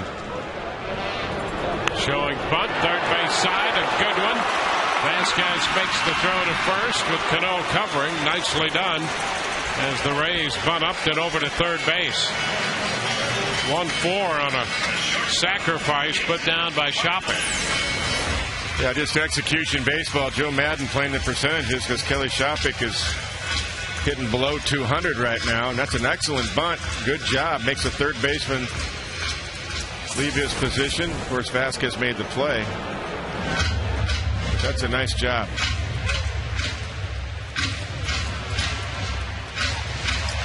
Now it will be Jason Bartlett, and Bartlett's been having some good bats here in the second half, and this would be a great spot for another one. He's really been battling up there.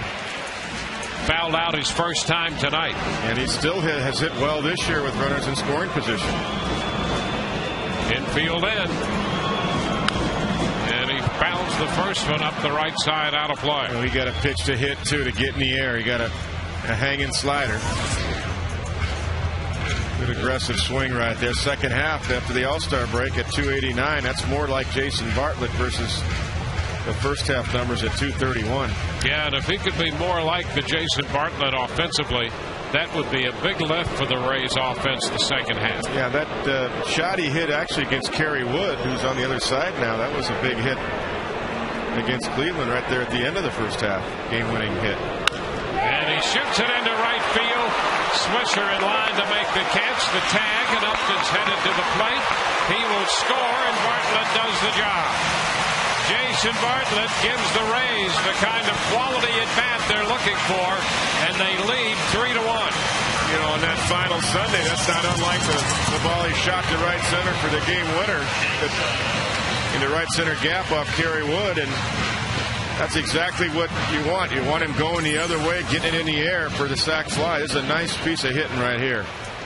Kevin, that's what we were discussing the other night on the possibility of trades. The Rays have a couple guys in that dugout and in the lineup tonight who can make a big difference with those kinds of at-bats. And it's really nice to see Bartlett continue to deliver like that. Yeah, absolutely. Well, the two guys, and there's three that we've talked about. Carlos Pena's already come out of his early season slump. But Jason Bartlett and B.J. Upton are two real key right-handed bats. 1-1 to count to John Jaso, who has a double and a triple and 2 runs scored. Yeah, we were talking about in the open how the lineup is kind of coming together now. Of course, we've got injuries to Zobrist right now, so Jason's back up leading off. But, you know, 2, 3, 4, 5, you're starting to get some consistency. Hot shot that skips past Teixeira and into right field. Jaso's going to go for 2, and he is safe at second base. John Jaso hustles his way into a double. He is 3 for 3 tonight, and that electrifies the Rays crowd here at Tropicana Field. Great hustle by Jaso. I'll tell you what, too, with 2 outs, that's a great move by Jaso. What's the difference? Get into scoring position with 2 outs. It's a slider up and in. He turns on it. And right out of the box, he's looking for 2 as soon as it got by Teixeira. Now, you don't see that happen very often at Teixeira. It's a nice throw by Nick Swisher. A good slide, aggressive slide getting in there. John Jaso. Now here's Crawford. Boy, that could be one big play in this game. The Rays already lead 3-1. As you know, you never have enough runs against the New York offense. That's right. And Jaso runs his way into scoring position for Crawford. Boy, a great effort by the Rays DH tonight. Might be the first time in 2 years I've seen a ball get by Teixeira.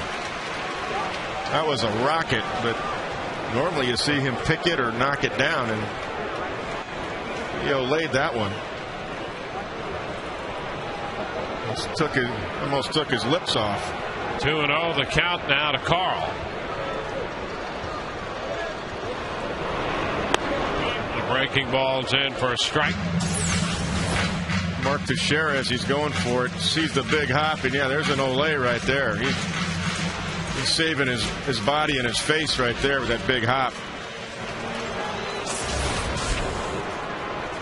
If he goes to knock that down, it might hit him in the throat. I think that's why he got out of the way this time. He knew he couldn't pick it. Vasquez calls out Cervelli.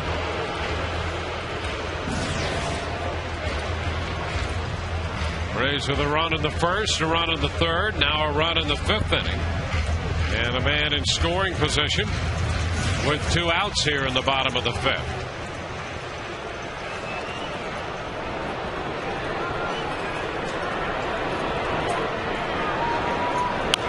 Crawford fouls it. 2 balls, 2 strikes.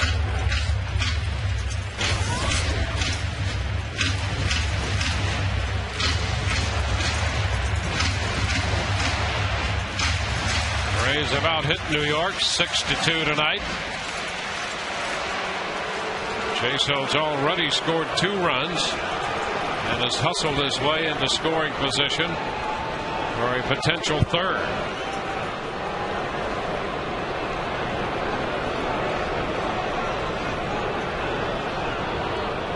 Crawford stepping back. Carl has bunted his way on. He lined a single into left in the third to score a run. I think Cervelli called a changeup. When you go through a sequence and see the wiggle of the hand, that's usually a changeup. And Crawford is out on strikes. Fastball up and away, got him. So the Rays leave a man, but they score another run. We are through 5, 3-1 Tampa Bay.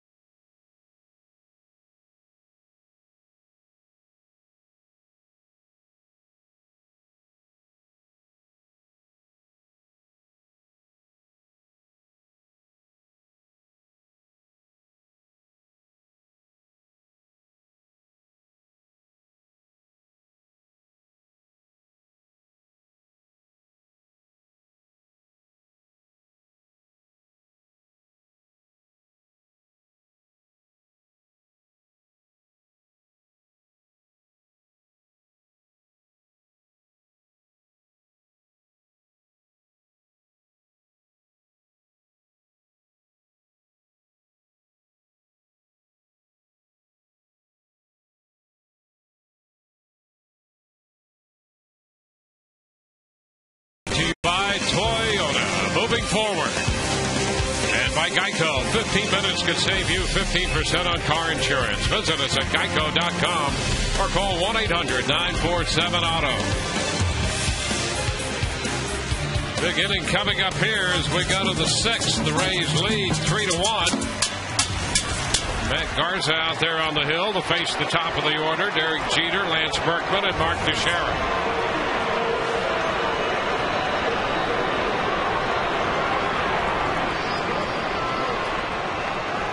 His pitch, swing and a miss. That's 8 consecutive first pitch strikes for Garza and 16 out of 19 tonight. And Jeter knew a fastball was coming, but that ball had so much depth to it, the bottom fell out of it. So he's mixed in some good fastballs with some sinking type action also, not just strong four-seamers. Fly ball back into right field. Joyce back, going back. It's going to be over his head off the wall. He gets a good carom, and the throw back to second is not in time. as Jeter opens with a double.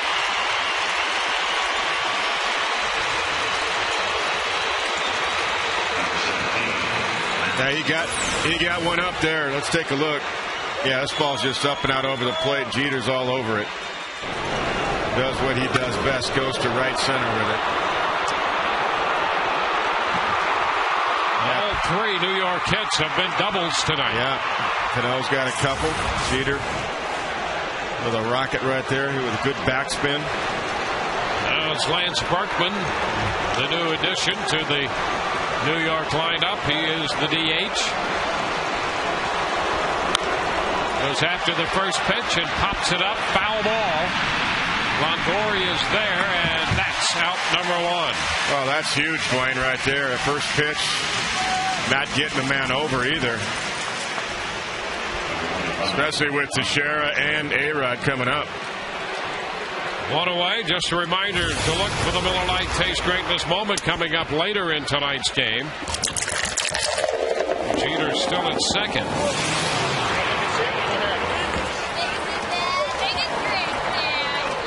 Mark Teixeira, the hitter. Rays employ the shift again.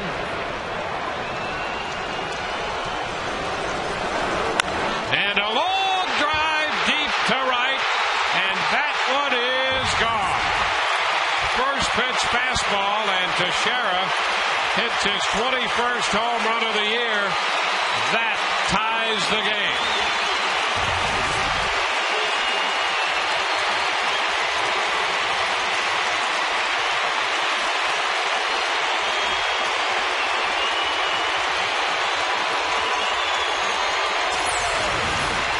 First pitch fastball. Difference is he missed location. Nothing wrong with calling it one more time away, but he missed. Watch the overhead shot right down the middle. It's a Ram Scott replay.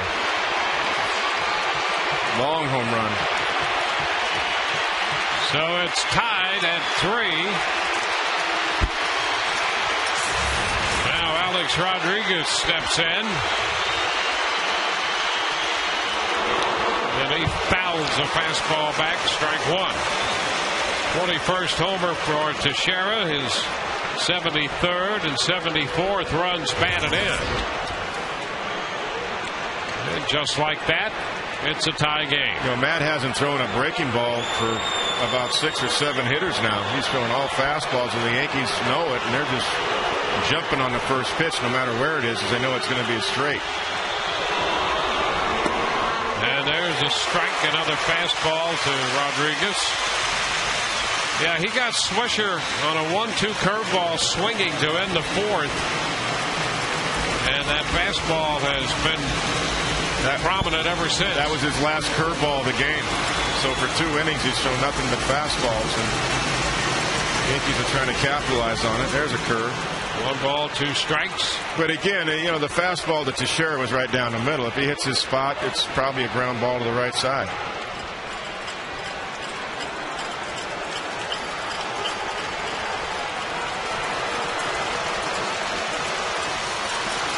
Well, you know, it's not going to be easy. No, it's a grind against this ball club with this lineup.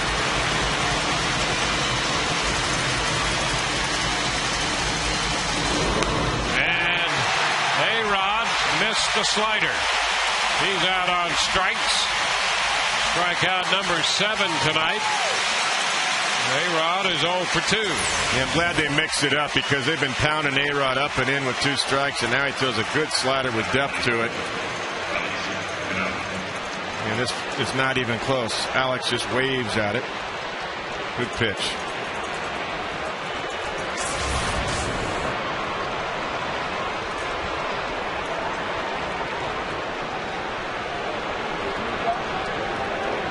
I'd like to see Cano get something other than a fastball because that's all he's got, and he's gotten 2 doubles. Yeah, he doubled to right in the 2nd, doubled up the alley in left center field in the 4th,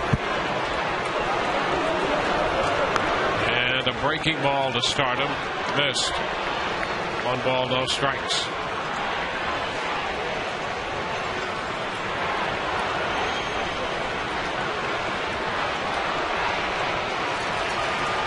Well, that 2-run home run by Teixeira. Now a tie game. That's why it's so important for that all-out hustle as Jaso hustled that shot that he got by Teixeira into a double in the fifth. It gave the Rays an opportunity to score another run.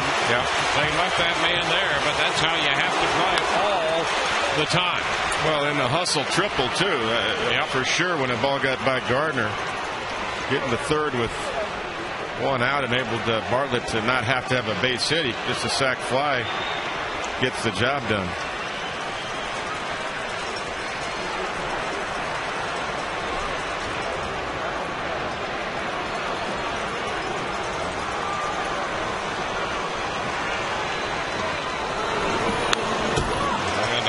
Back, he had a vicious cut at a fastball. Yeah, and that ball was going to left center, and he's got power that way too. That was 94 and up, and he had a home run swing on it.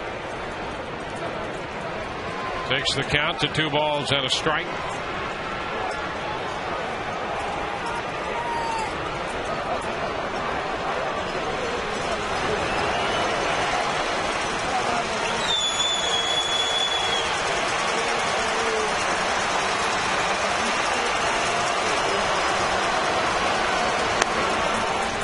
High, 3-1.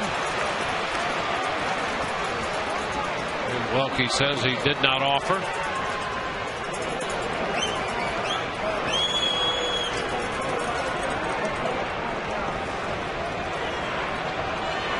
Nick Swisher is on deck.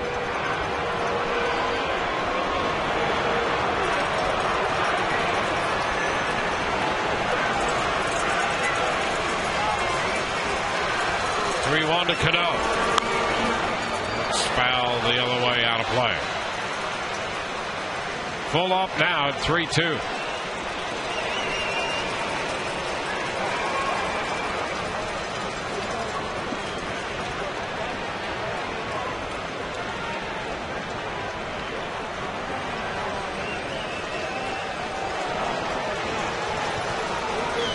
Rays held a 3-1 lead. It's now 3-3.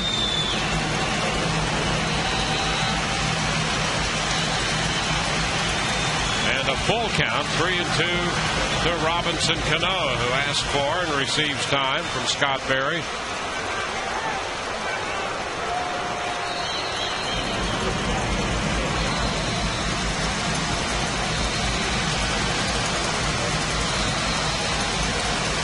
Pitch. He got him. Strike 3 call, a fastball at the knees to retire the side. 2-run score for New York on the Teixeira home run. Middle of the 6th, 3-3 game.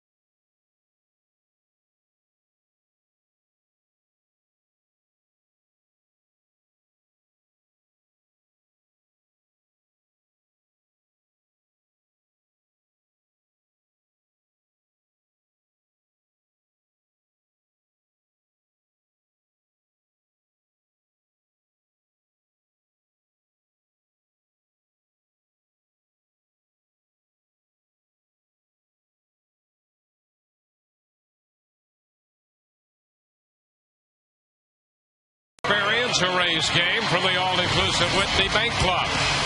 Extraordinary seating and luxurious lounge and dining areas. The Whitney Bank Club offers upscale full menu buffet and inclusive drink options. Call 888-FAN-RAYS or go to RaysBaseball.com.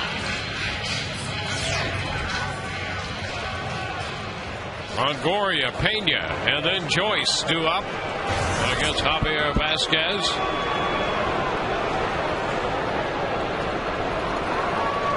Evan drove in a run with a sacrifice fly to left his first time. Officially 0 for 1. He looks at a strike.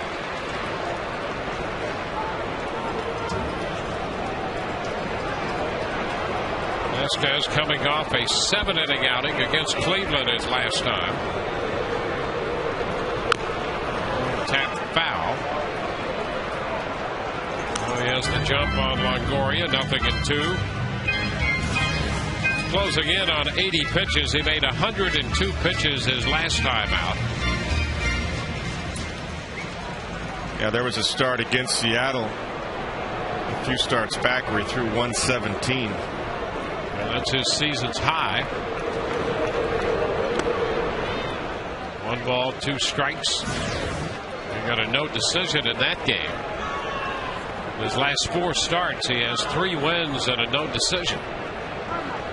It's 9-7 overall. And he's giving Evan nothing to hit here. Sliders and 1 changeup so far. Fouled up the right side, out of play.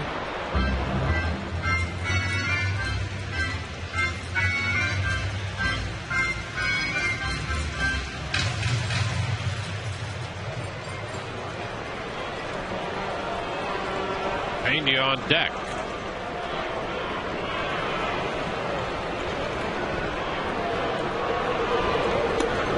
This one is down 2-2, and Pena, since he's been swinging the bat a little better, has given Longoria a little more protection, but Vasquez has been successful throughout his career against Pena. Carlos hitting just 158 against him lifetime, although there exist a couple of home runs in that matchup. Ground ball to short. Jeter takes care of this. That was a breaking ball, 2-2, and Longoria grounds out. Yeah, he got one little fastball away that he fouled off to right field. Other than that, it was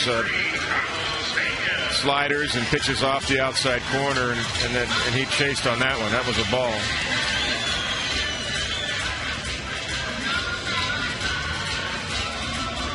Now Carlos Pena, who has struck out and flied out tonight against Vasquez.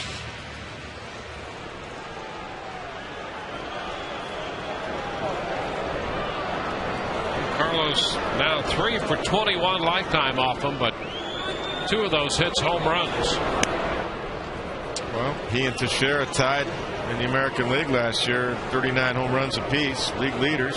See if Carlos can counter right here. Teixeira's 2-run homer in the top of the inning tied the game. Rays trying to claim a part of first place here in the East. It's wide. He's got a pretty good variance of pitches and good differential in his velocity, Vasquez. That's what makes him tough when he's got good command. That pitch was 70 miles an hour, curveball. And we've seen that curve down in the mid-60s right. for him. Yeah, 64. This one a little bit high. His changeup's about 80, 81. Little slider he throws 82. Fastball anywhere from 88 to 90, 91. And you're right, he changes speeds on the curve anywhere from 65 to 75, 76.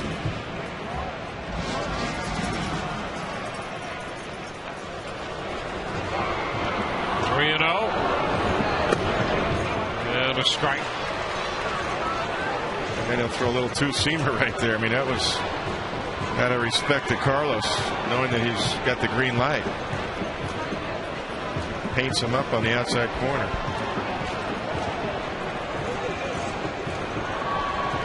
Base is empty, 1 out. The shift on for Pena. 3-1. Carlos gets under it, lifts a pop fly. Short center, Cano out, Granderson in, and Granderson, the center fielder, is there. 2 outs.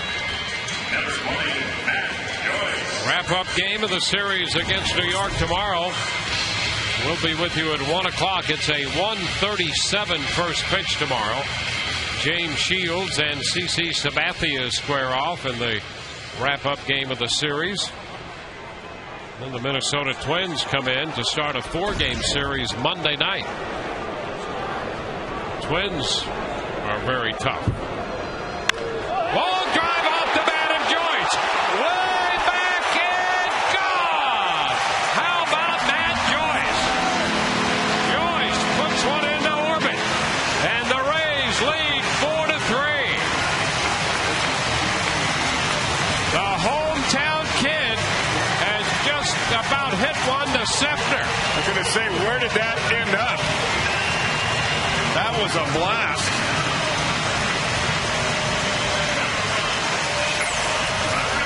Here it is. This is how you hit a hanging curveball. No doubt. Hanging curveball right down the middle.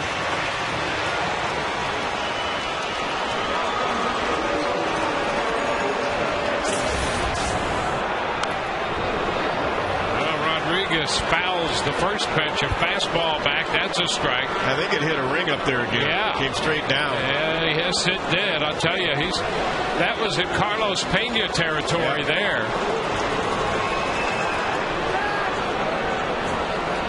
That's why you got to be ready to hit and adjust to the off speed, because, you know, hanging breaking balls, first pitch should go out of the ballpark. That's 4 go-ahead hits he's had on this homestand. Yep. Wow.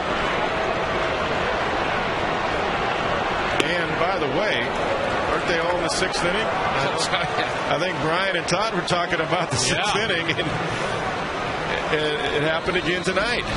That's the Joyce inning. 6th inning, that's right. Well, base hit into left through the hole between short and third. Rodriguez pulls a fastball into left.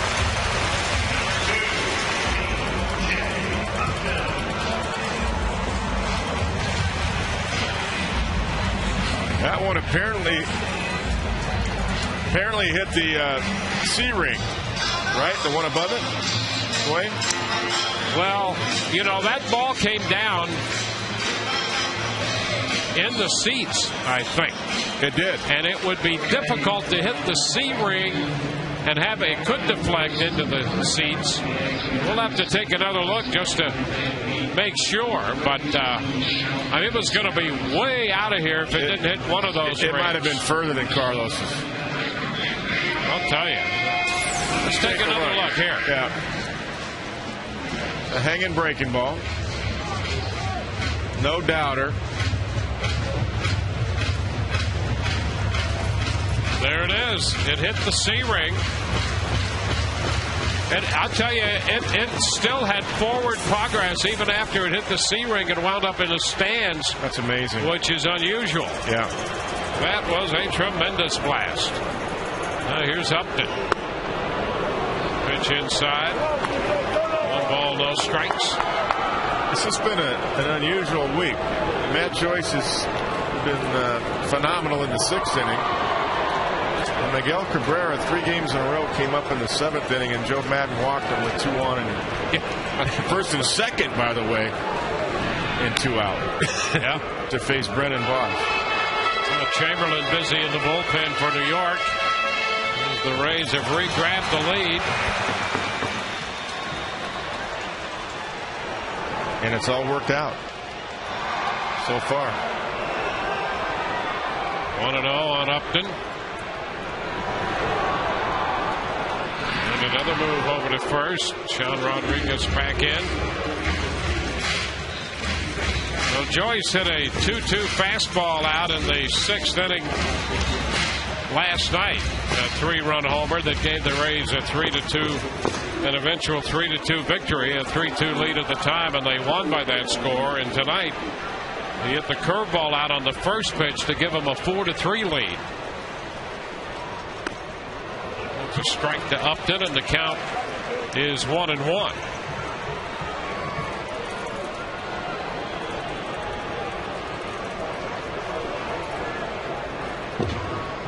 Well, you know, Mark Teixeira hit a mistake fastball and two-run home run. That's what good power hitters do. And Matt Joyce hit a mistake curveball for his home run. Ground ball down to third. Gloved by Rodriguez. He goes to second for the force to retire the side. But the Rays take the lead. A long home run off the C-ring. Breaking ball hit off the bat of Matt Joyce. 4-3 Tampa Bay.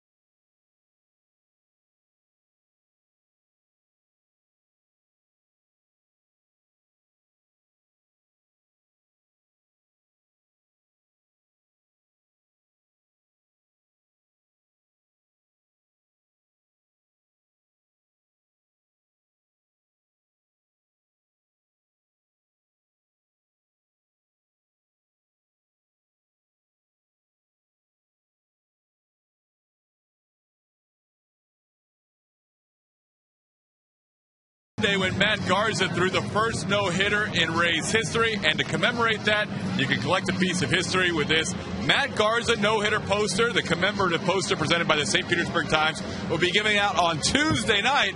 The first 10,000 fans will get this. It's got the replica of the scorecard on the back. That's against the Minnesota Twins on Tuesday. Matt Garza, the first Rays no-hitter ever to start off this homestand on Monday, July 26th. First 10,000 fans on Tuesday night for the Twins game will receive this at the door. Guys, back to you. All right, thank you very much. We go to the seventh of the Rays leading 4-3, and Sean Rodriguez has moved over to play first. Carlos Pena is out of the game, and Reed Brignac's in there to play second base now. We'll find out more on that as soon as we can. Nick Swisher takes a breaking ball too high, and the seventh inning is underway. A ball and no strikes. Well, that's not good news. Rays have had a couple of injuries here now the last few days. Not that Sean can't play first, but you don't want Carlos out of the game or something.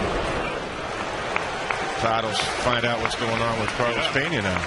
1-1 to count here to Swisher, and Brignac goes into the spot originally occupied by Pena.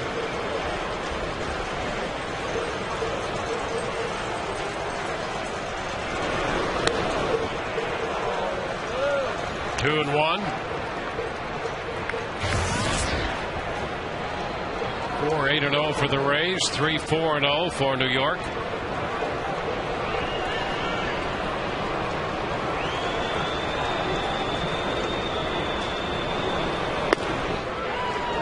And it's now 3-1.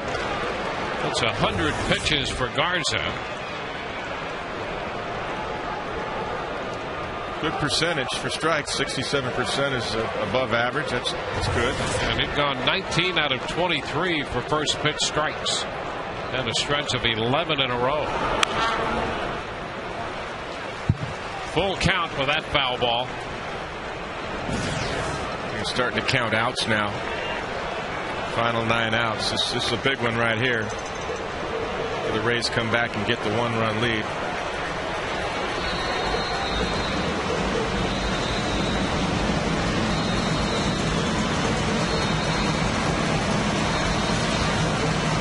And a high fly ball back to right field.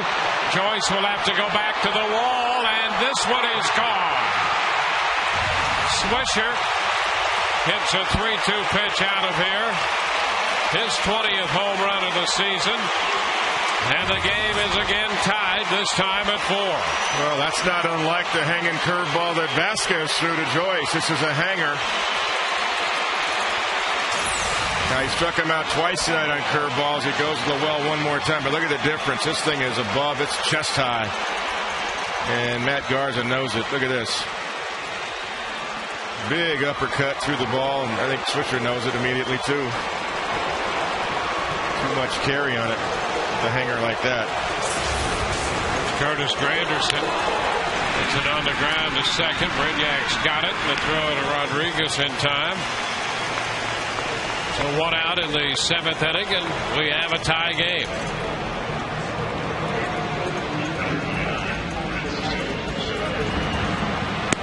Well, it's choked the left-hander and Qualls the right-hander up in the Rays bullpen here in the 7th.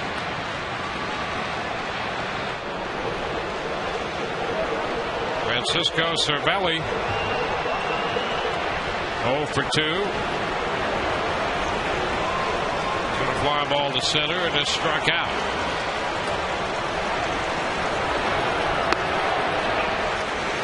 Pitch to strike. Swisher's kind of been the Yankees' Johnny Damon. Oh boy, I'll tell you. This year. Yeah, and against the Rays, just murder. Home run tonight, a home run last night. Johnny Damon did that last year against the Rays, mainly, of course, hitting 2 in the lineup. Boy, he's deserving of making the All-Star team this year. He sure is.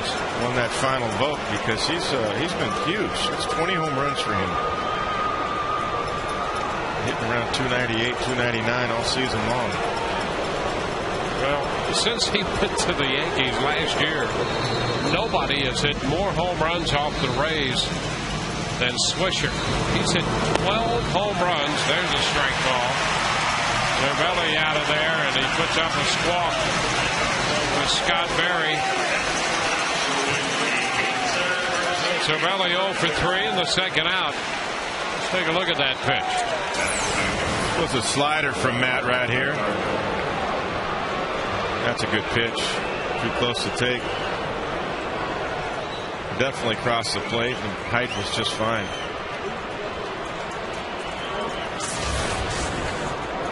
So 2 away in the 7th. Yeah, that's 12 home runs hit by Swisher against the Rays. Amazing.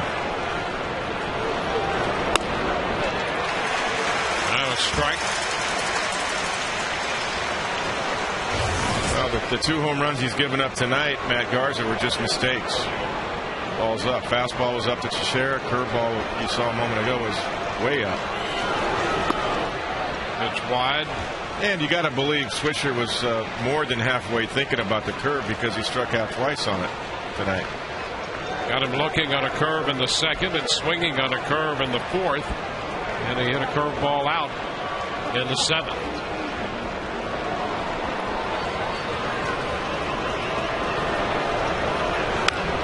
And a little pop to the left side. Longoria in foul ground. That takes care of New York. They pick up a run on the home run. We're tied 4-4.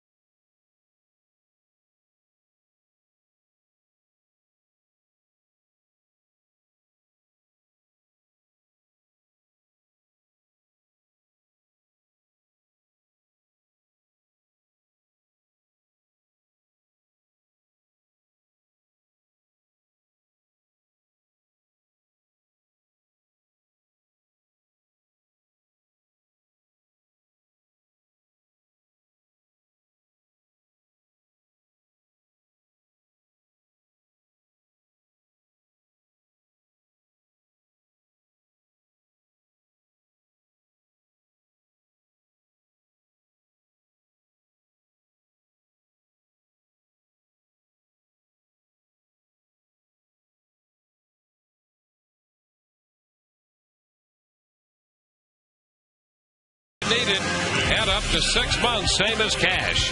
By AT&T. Find out what's possible with the nation's fastest 3G network. AT&T, rethink possible. And by your Greater Tampa Bay Buick and GMC dealers.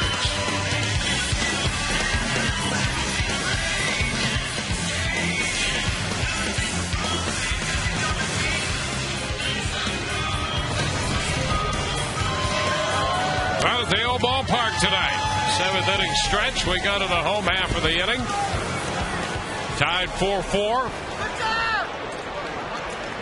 Kelly Shopik will lead it off for the Rays against Javier Vasquez.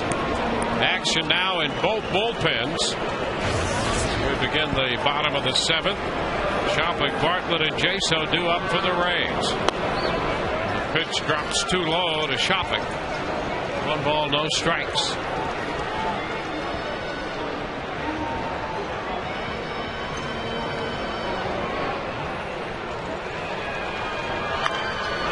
Popped up, foul ball. Cervelli's after it and makes the catch on the move. 1 away in the bottom of the inning.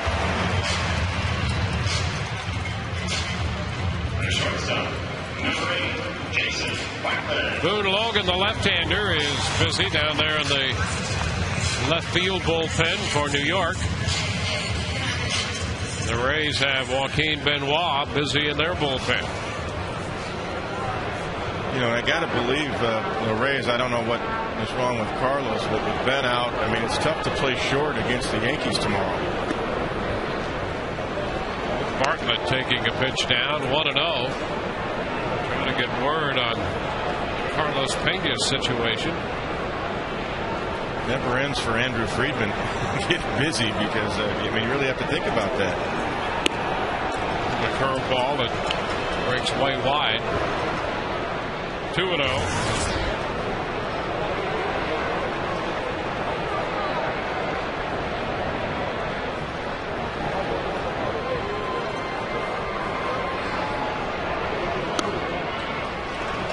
Pitch is down, and it's 3-0.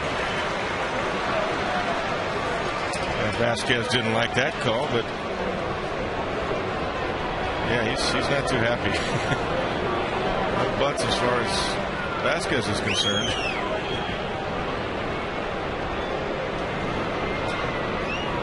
And there's ball 4, so he walks Bartlett on 4 pitches. The Rays have a base runner, and Joe Girardi comes out of the dugout. He has the left-hander Boone in the bullpen with Jaso and Crawford, 2 left-handed bats due up. And so the call to the bullpen by New York, brought to you by Metro PCS, wireless for all.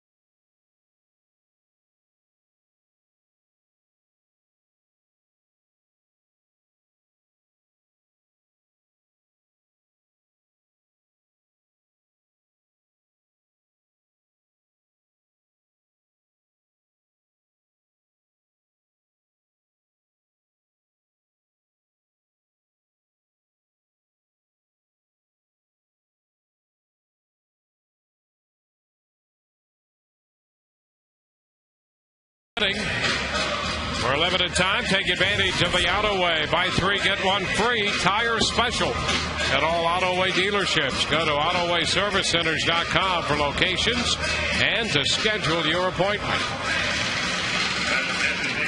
Rays have a base runner. Bartlett at first base with 1 out. John Jaso's going to be the hitter, and Boone Logan is the new pitcher. He's done a pretty good job. 22nd appearance for Boone. He's been up and down this year. 3.5 earned run average in his 22 2/3 innings.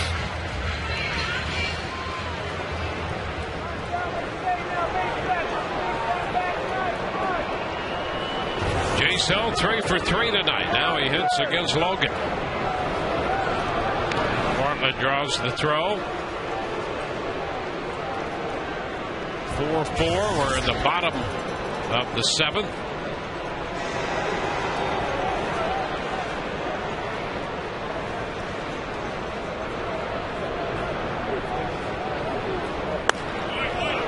Pitch is a strike.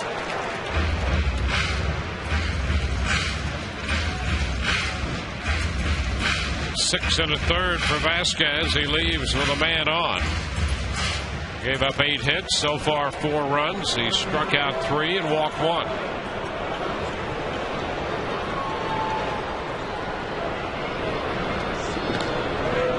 Jason back in at first base.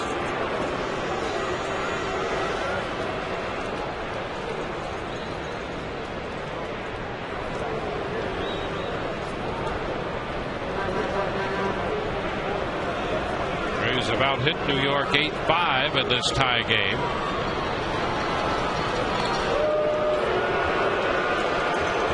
And that walk to Bartlett, the first walk drawn by the Rays tonight. The only run, or the only walk given up by Garza. The Yankees turned that into a run back in the 2nd inning.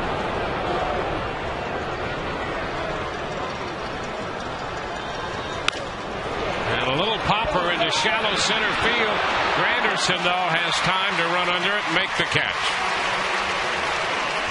Jaso's the 2nd out. Yeah, a little too much hang time. Curtis closed fast. Had a good jump on it, too.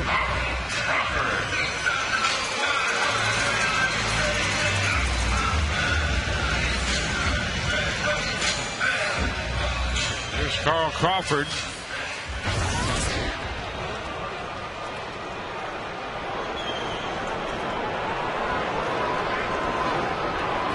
With 2 hits and a run batted in. And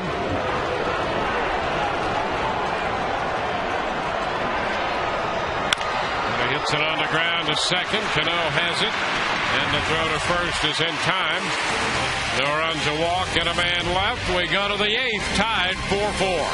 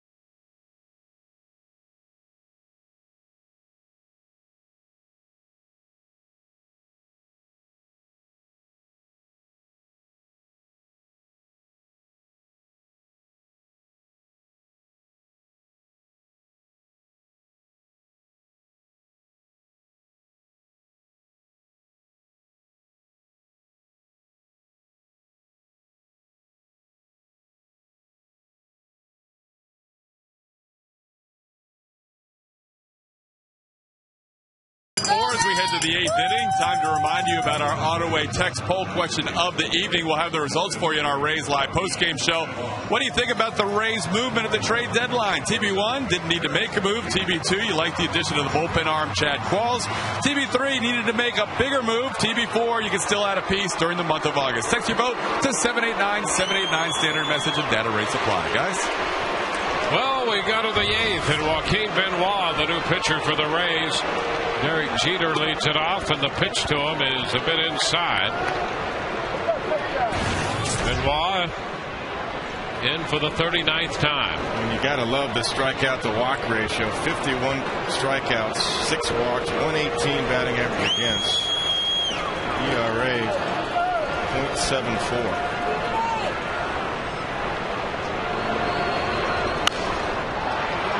Fastball in on Jeter as he fouls it up and out of play. 7 innings for Garza, 4 runs, 5 hits. He struck out 9, walked 1, made 109 pitches tonight before giving way to Benoit.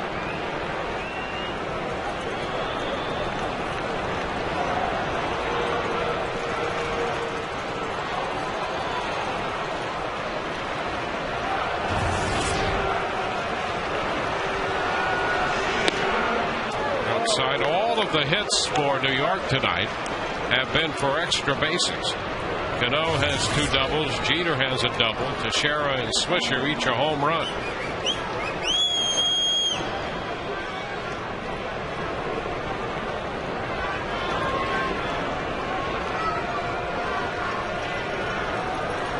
Two-1 the count. Ground ball shortstop. Bartlett has it. Throw to first, 1 away in the 8th. 1 up, 1 down. Not to be outdone in the Rays lineup. John Jaso all by himself has 3 extra base hits, 2 doubles and a triple. Joyce has a home run. Upton has a double. So 5 of the 8 hits for the Rays have been extra base hits, which means 10 of the 13 hits have been extra base hits in this game. Yeah, not too many singles tonight. And one of those was a bunt. It was Carl Crawford with a bunt single in the first inning. There's Lance Berkman.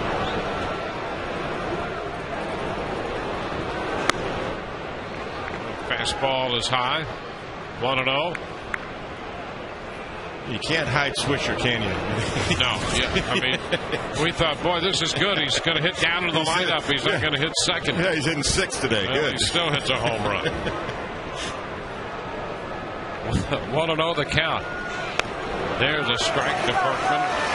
Joe should rest him tomorrow. Yeah, we're gonna send Don Zimmer over there and suggest that lineup move for him. Exactly.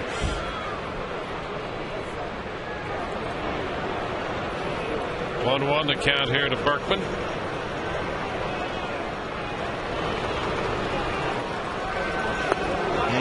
And he's out in front and over the change. Beautiful. That's why Joaquin's so effective against lefties. This looks like a fastball. It's 10 miles slower. Great arm speed. Same as a fastball. You just saw the result.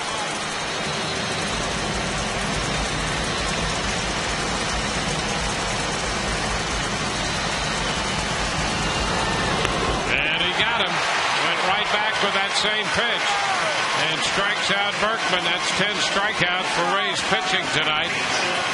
2 up, 2 down here in the 8th. Back-to-back changeups.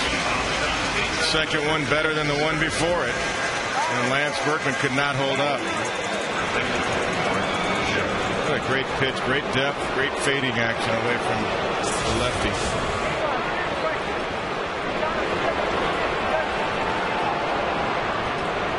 Mark Teixeira.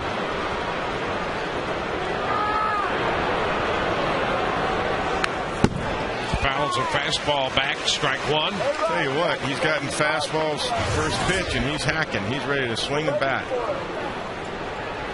That was a hittable pitch right there.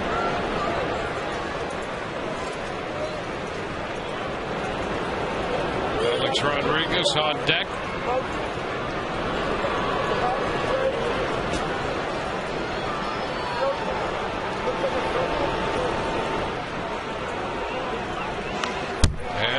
Foul ball back on another fastball. Teixeira's up there swinging. I don't think there's a fastball he doesn't like. He's swinging at every fastball he's seen. Teixeira and Benoit were teammates with the Texas Rangers. Might be time for that good changeup again. A 2-strike count. Joaquin didn't want it. Shopik called it, but Joaquin shook to a fastball.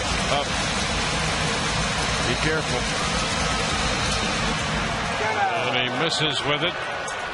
Down and in. Yeah, he missed badly. He was trying to go up and away. Look where Shopik is right there, and almost got a nice strike out of it. Yeah.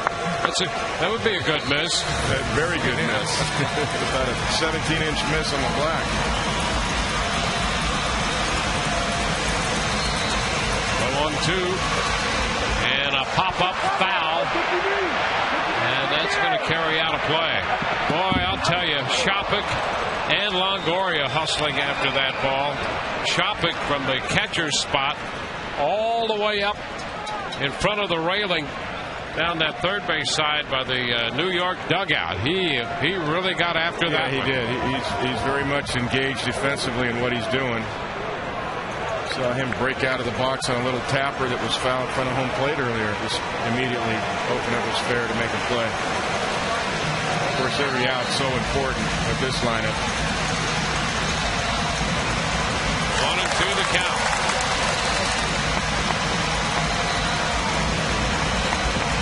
He got it. Doing that changeup and strikes him out.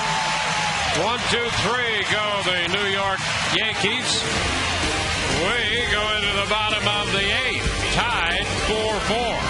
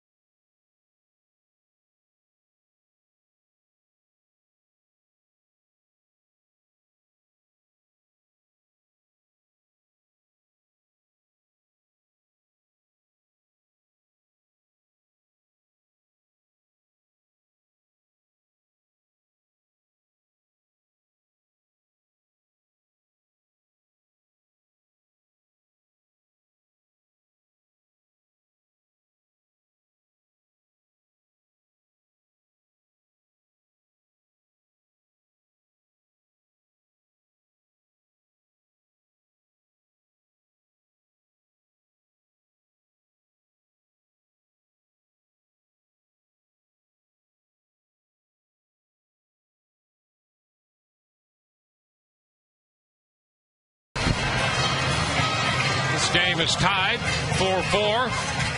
You don't want to miss the next edition of Inside the Rays. We'll go on the road to Montgomery, Alabama, home of the Rays AA affiliate, the Biscuits, and take you behind the scenes with the team and show you why in minor league baseball, game day is not just about baseball. Join us Sunday at 5 for Inside the Rays down on the farm. For a preview of the show, visit FoxSportsFlorida.com. We go to the bottom of the 8th. Let's check in with Todd for our Carlos Pena update. Real quick, Dwayne, it's right foot soreness. He's had it a few days now. Remember that double play that Longo started to end the game? On that stretch, he felt a little bit. He felt it one other time during the week. So he is day-to-day with right foot soreness, guys. David Robertson, the new pitcher, and Evan Longoria takes the first one down and away. 1-0. So soreness in his right foot. You see the numbers on Robertson. Yeah, Robertson's got that mid-90s fastball, and he's got an excellent overhand curveball. Ground ball to shortstop, grabbed by Jeter, and the throw to first in time. one gone, and now Reed Brignac, who's occupying the spot vacated by Pena, will get his first at bat of the night. You know, Dwayne, with these injuries, it's kind of that time of the year, you know. You get this deep in, and the Rays have been pretty fortunate. They've been able to avoid that most of the year, unlike teams like the Red Sox or the Tigers. And you just hope it is a day or so. Yeah, and you figure the Rays should be in a better position to do that because they're a younger team. Right. And that's just the reality of the veteran team has all that experience, but they also have a little more wear and tear and age on them. So true. So true. You think of a catcher like Jorge Posada. That's why, you know, he goes through the bumps and bruises. That's why Cervelli's been valuable. Joe Girardi likes Cervelli behind the plate. Brignac fouls it. He's in the hole. 0-2. Well, it's also why Joe Madden throughout the year will try to give each regular a couple of days. You might give a Sunday off, and then if it's a Monday off day, that's Joe's plan during the early part of the year, so the guys will be healthy for the stretch run. Tap foul up the first base side.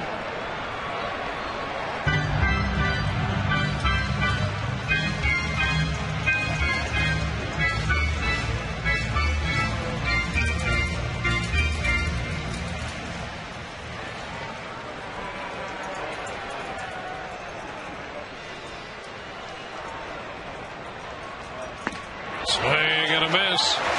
Fastball up, got him.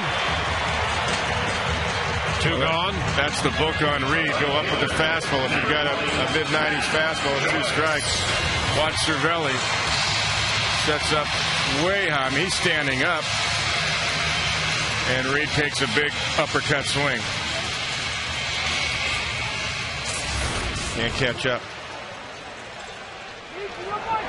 2 outs, base is empty, and here's Matt Joyce. Oh, why not? You bet. He takes a fastball, that's high. 1 ball, no strikes. Then a first pitch curveball off the C ring in the 6th inning. That was a blast, too. Up belt high.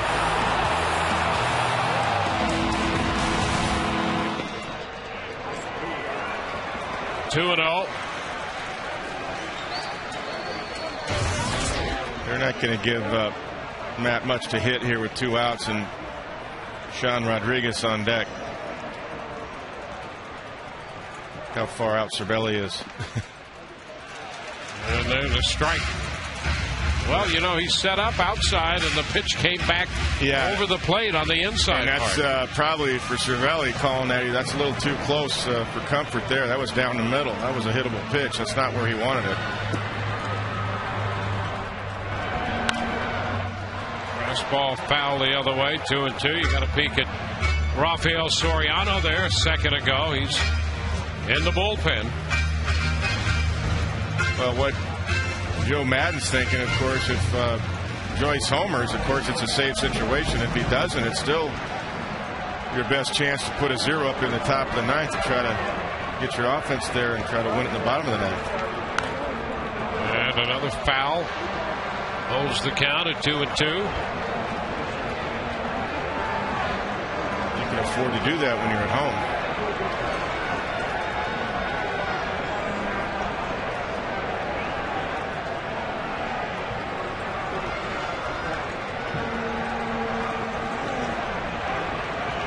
The 2-2 again.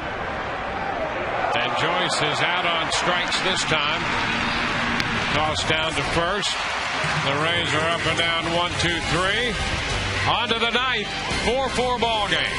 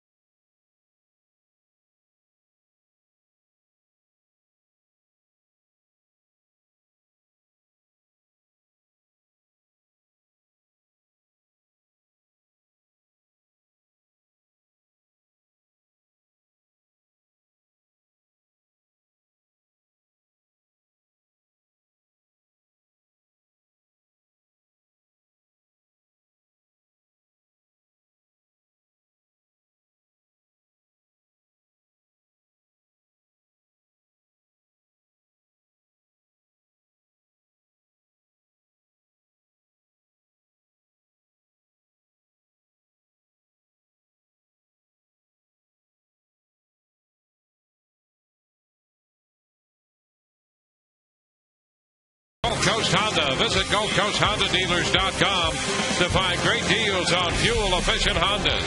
Buy 5-Hour Energy.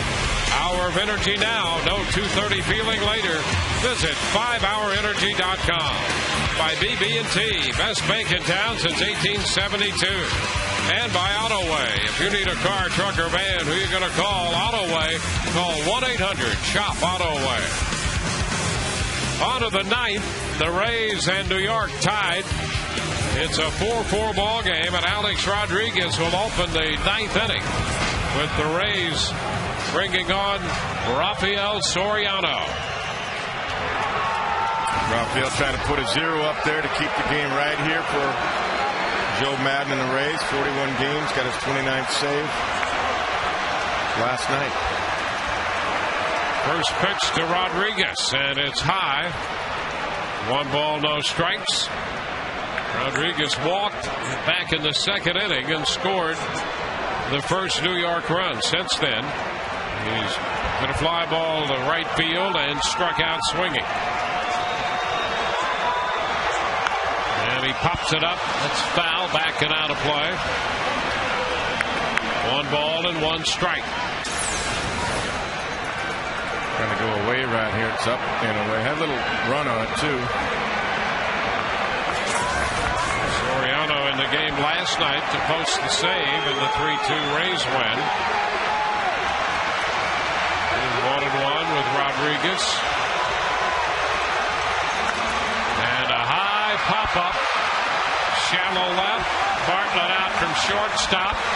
And he makes the catch, falls down, and hangs on. That was a towering popper into shallow left field. And Bartlett was calling it all the way. Rodriguez out number 1 here in the ninth. 0 for 3 tonight. Yeah, this is another fastball up. That's what they've been doing the whole series. It gets underneath it again. Jason waving off pretty aggressively right there, and that might have taken him off track of the ball a little bit.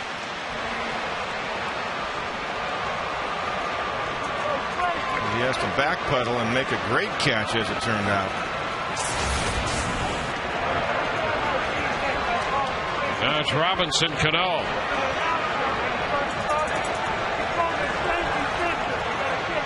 Cano has doubled twice. Down and in.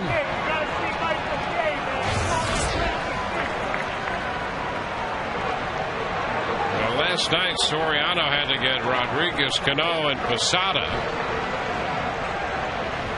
Tonight he's facing Rodriguez, now Cano, with Swisher on deck, and there's a drive to right. That ball will get out of here. Home run, a fastball, and Cano hits his 21st home run of the year. That will make it 5-4.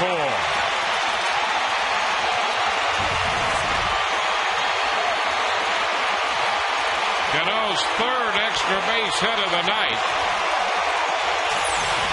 This is why he's an MVP candidate this year. His fastball runs right into his swing, down and in. He smoked it. He's got nothing but fastballs tonight, too, because he's a dead fastball hitter. All 6 New York hits have been for extra bases. 3 doubles and 3 home runs.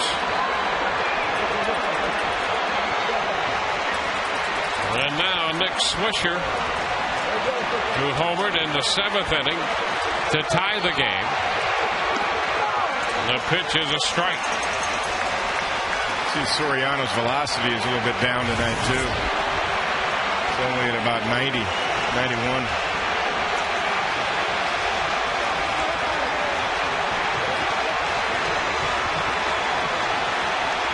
Wave and a miss, 0-2.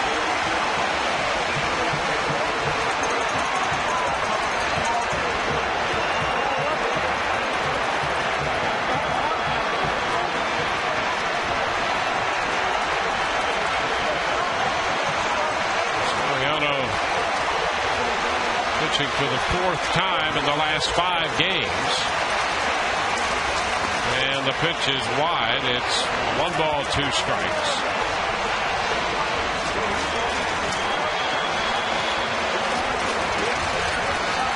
we've seen a lot of extra base power tonight.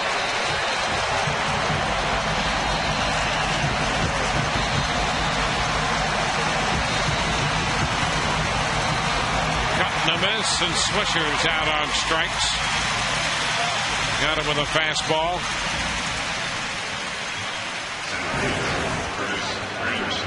Two gone. Rays Live, the post game, follows our game coverage.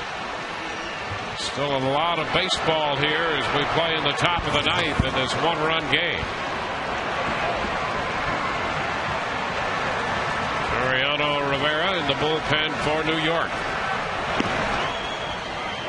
Up and away, 1 ball, no strikes.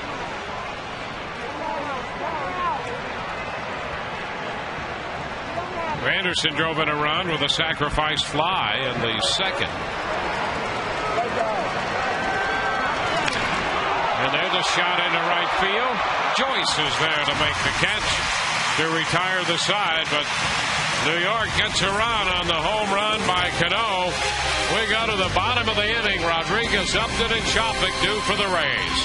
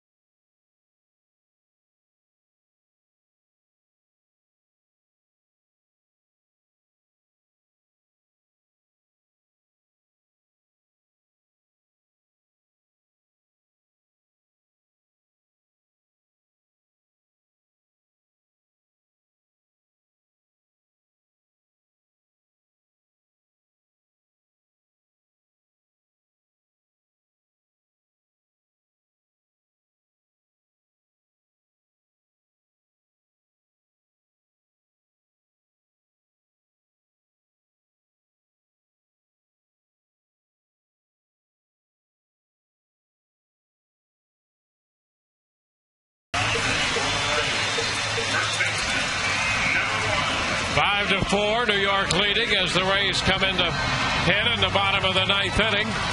At the moment, the Rays a full game back of New York in the East after last night's Tampa Bay victory, and the Rays are down, needing a run to keep it going. Soriano touched for the home run by Cano in the top half of the ninth. And now Mariano Rivera is on to pitch the bottom of the ninth, making his 39th appearance. Yeah, he's having another incredible year. 21 of 23 for saves, so he has blown a couple. ERA is under 1. 35 strikeouts, only 6 walks.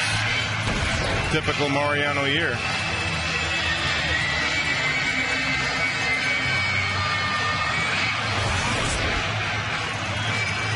How about that?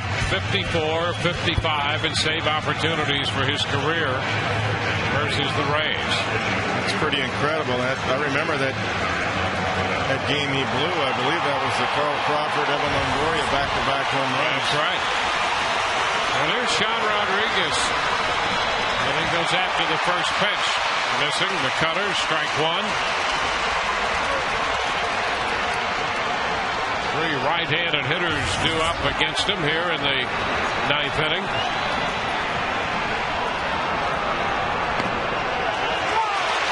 And another strike.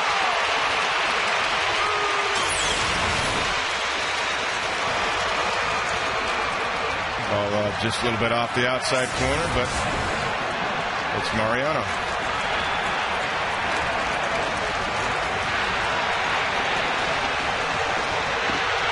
Away.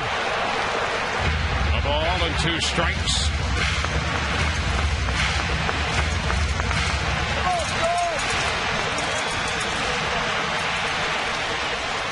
Rodriguez Rodriguez, no official advance against Rivera. He did draw a walk in the other plate appearance he had against him.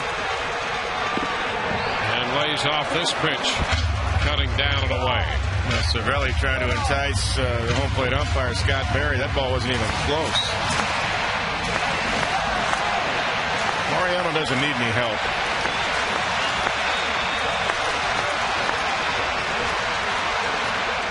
2-2, and Rodriguez fouls it, staying alive.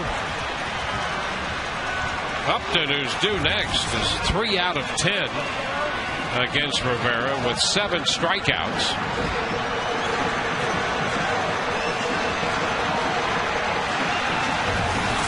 I'll take the other 3.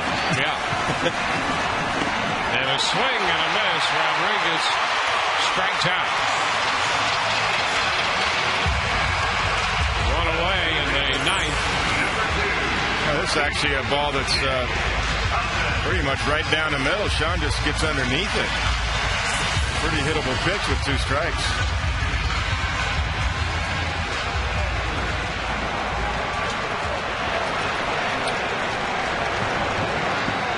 Now B.J. Upton.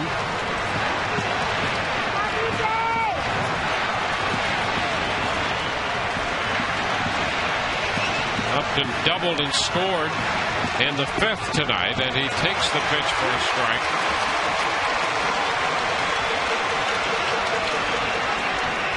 Chopik is due to hit next, but Ibar has moved into the on-deck circle.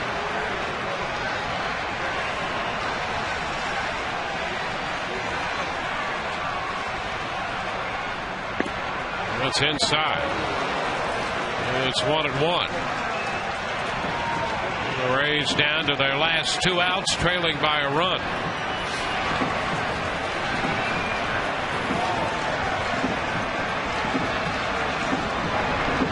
And a ground ball to short. Jeter up with it. The throw to first. 2 gone. 2 outs here in the bottom of the 9th. You know, the ironic thing about not only the home run, but the fact that it was a hit by Cano in the top half of the 9th. The Rays bullpen has been so good on this homestand. The Rays bullpen had not allowed a hit in its last 8 2/3 innings of work until that home run. That's amazing. By Cano. And here's Ibar. He went after that pitch. Strike 1. What Tim Welke saw, sure did. Absolutely.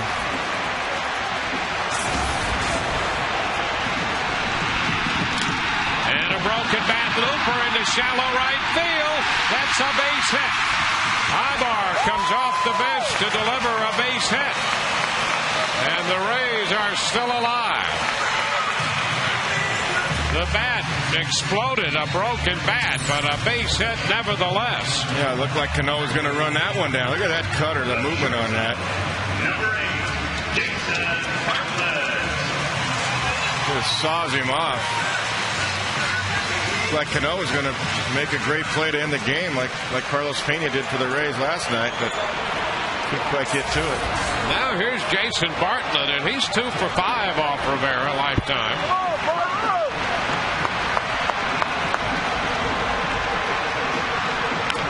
Ground ball to short. Jeter with the toss to Cano. It's all over. And New York wins it tonight. Another 1-run game in this season series. It's a 5-4 final. Robertson will get the win. He's 2-3. Soriano, the losing pitcher, 2-1. It's a save for Rivera. And so the New York Ball Club again leading the East by 2 games over the Rays as they have split the first 2 games of this series. We'll take a look at tonight's Miller Lite Taste Greatness moment. And for New York, it's the home run on a 1-0 fastball in the 9th inning. And Robinson Cano connects off Rafael Soriano. And that turned out to be the margin of victory. It's a 5-4 final here. New York over the Rays. So the Rays see their winning streak come to an end with this loss. They had won 7 straight. We'll be with you tomorrow. Wrap-up game of the series against New York begins at 1 o'clock on Sun Sports in high definition. Now for Kevin Kennedy, Todd Callan.